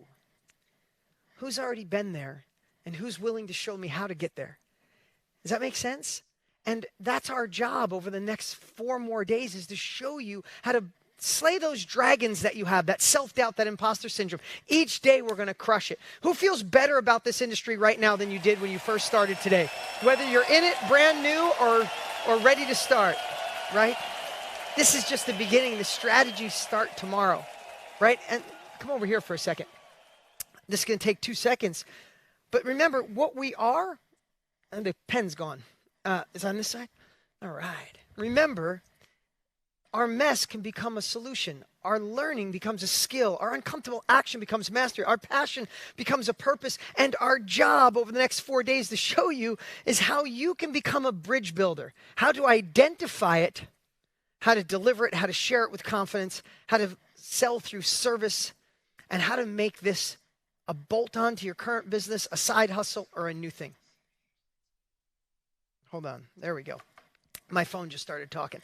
All right. Guys, this is our opportunity, and this is our time to thrive, and I'm so glad you guys came and played full out. And here's what we want to do now. I want to give you some homework. I talked about it being a challenge. We challenge you to come. Now I'm going to challenge you to do the homework.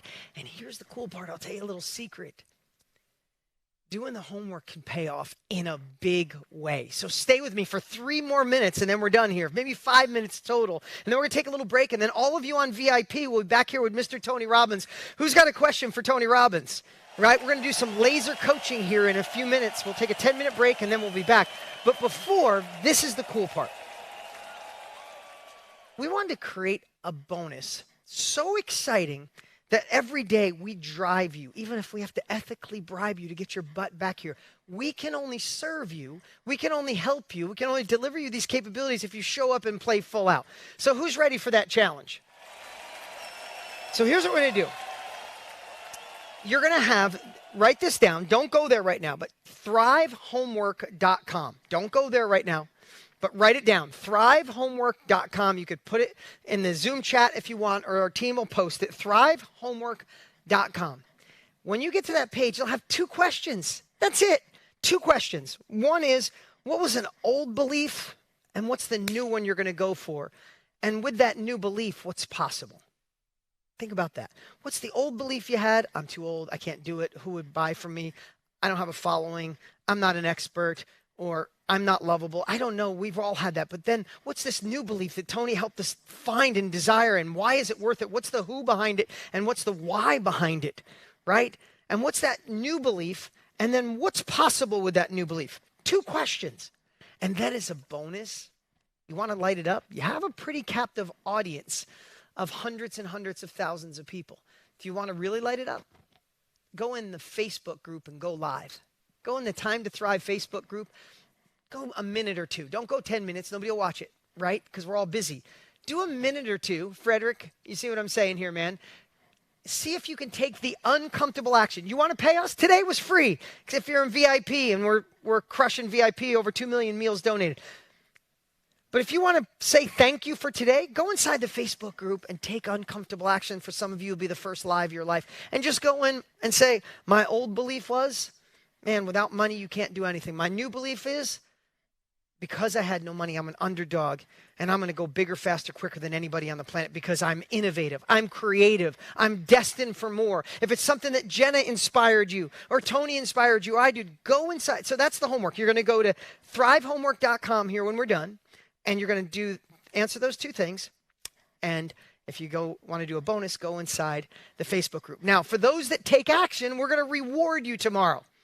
Okay? We're going to reward you. We got an iPad. We're going to give tickets to the World Summit, some really cool things. But I want to give some from people who've been playing out in the chat already, been playing full out in the Facebook group. I want to give away some tickets to the World Summit. If you don't know what the World Summit is, it's a once-a-year event. This is amazing. We're going all in 2-3 hours a day. The World Summit is 3 days, full immersion, 10 hours a day. It's sold out the last 3 years. If you know any of Tony Robbins' events, you know there are no games. It's in his studio that, between us, spent about $20 million on. It is absolutely insane. Everything's a front row seat. It's incredible. In fact, I have a 60-second reel. I want to show you what you're going to be winning right now. This isn't for sale. I'm going to show you what you're winning. Play that 60-second reel. I'll be right back. I'm going to pick some winners. A 3-day, 40-hour full immersion event with 2 of the greatest success coaches to ever walk this planet, and that's Tony Robbins and Dean Graziosi. Welcome to the World Summit. You guys ready for a great 3 days? This year, I've seen 2.2 million people around the world, and I get to be with you right now in the middle of the night, wherever you are. You being here, you're learning and adapting to where the world is going so we can step into our greatness. I'm used to creating a dynamic environment, but there's no other choice, so I said I'm going to get a building with 40-foot high ceilings, which is where we are now. We're going to have 20-foot high LED screens. It's 50 feet wide, all around me, 180 degrees.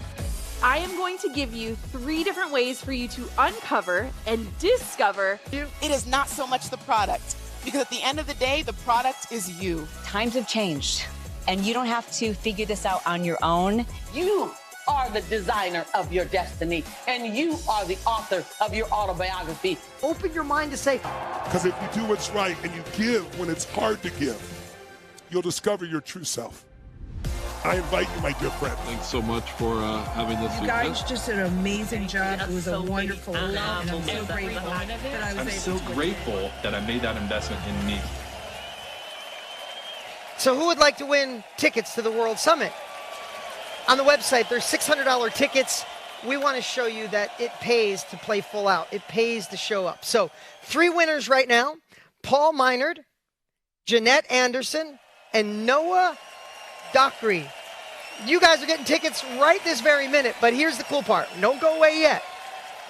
Tomorrow, we're giving away a bunch more tickets. I think we're giving away an iPad tomorrow. And tomorrow, if you go do the homework tonight, don't go right now. We got one more announcement here. Thrivehomework.com. Do the homework. Tonight, our team is going to be going through these obsessively. Not only can you win a bunch of stuff tomorrow we may kind of pick a couple people. How would you like Tony, myself, and our mastermind team to help you launch or scale your self-education, your course, your workshop, your mastermind, your coaching program? How would you like our help in doing it? Oh, that's it. How would you like our help to launch your course or program? For God's sakes, we've never done this before. Here's how you win. There we go. You got to show up. You got to show up.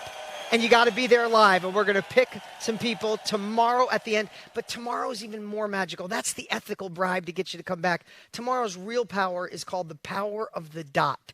Tomorrow you're going to learn what to sell, narrow it down so you'll be confident as heck, like, wow, I could do that, and exactly who to sell it to. Instead of social media using you, we're going to show you how to find the ideal person that needs exactly what you'll have to offer. Tomorrow, at the end of tomorrow, life will never be the same, as Tony Robbins said, and I promise you that. Lastly, for those of you that asked, now write this down, thrivegoldcard.com.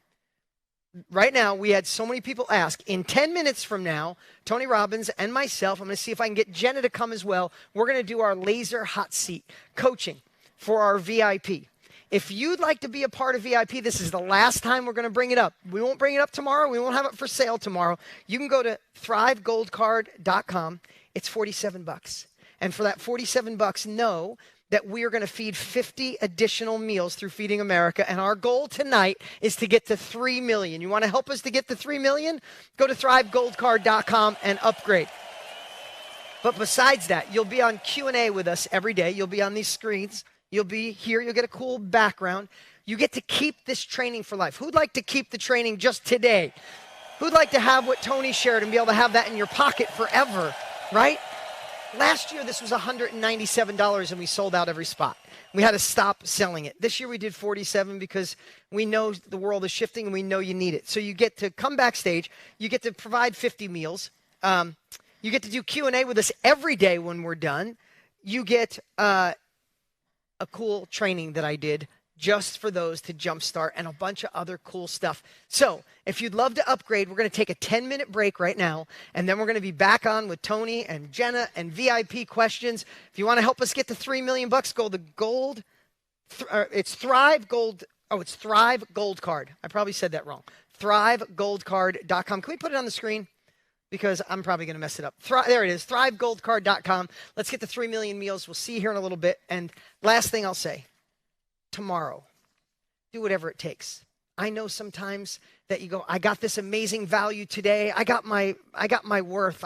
No, we just started today. Today was anchoring the emotion. Tomorrow is to show you how to make it real. Who's ready to make this real? All right, we'll be here tomorrow. We have some amazing guests tomorrow that are going to rock your world. ThriveGoldCard.com for those of you who want to upgrade. Everybody else, VIP, I'll see you in 10. Everybody else, see you tomorrow, 11 o'clock a.m. Pacific Standard Time. Be ready to rock the house. See you guys.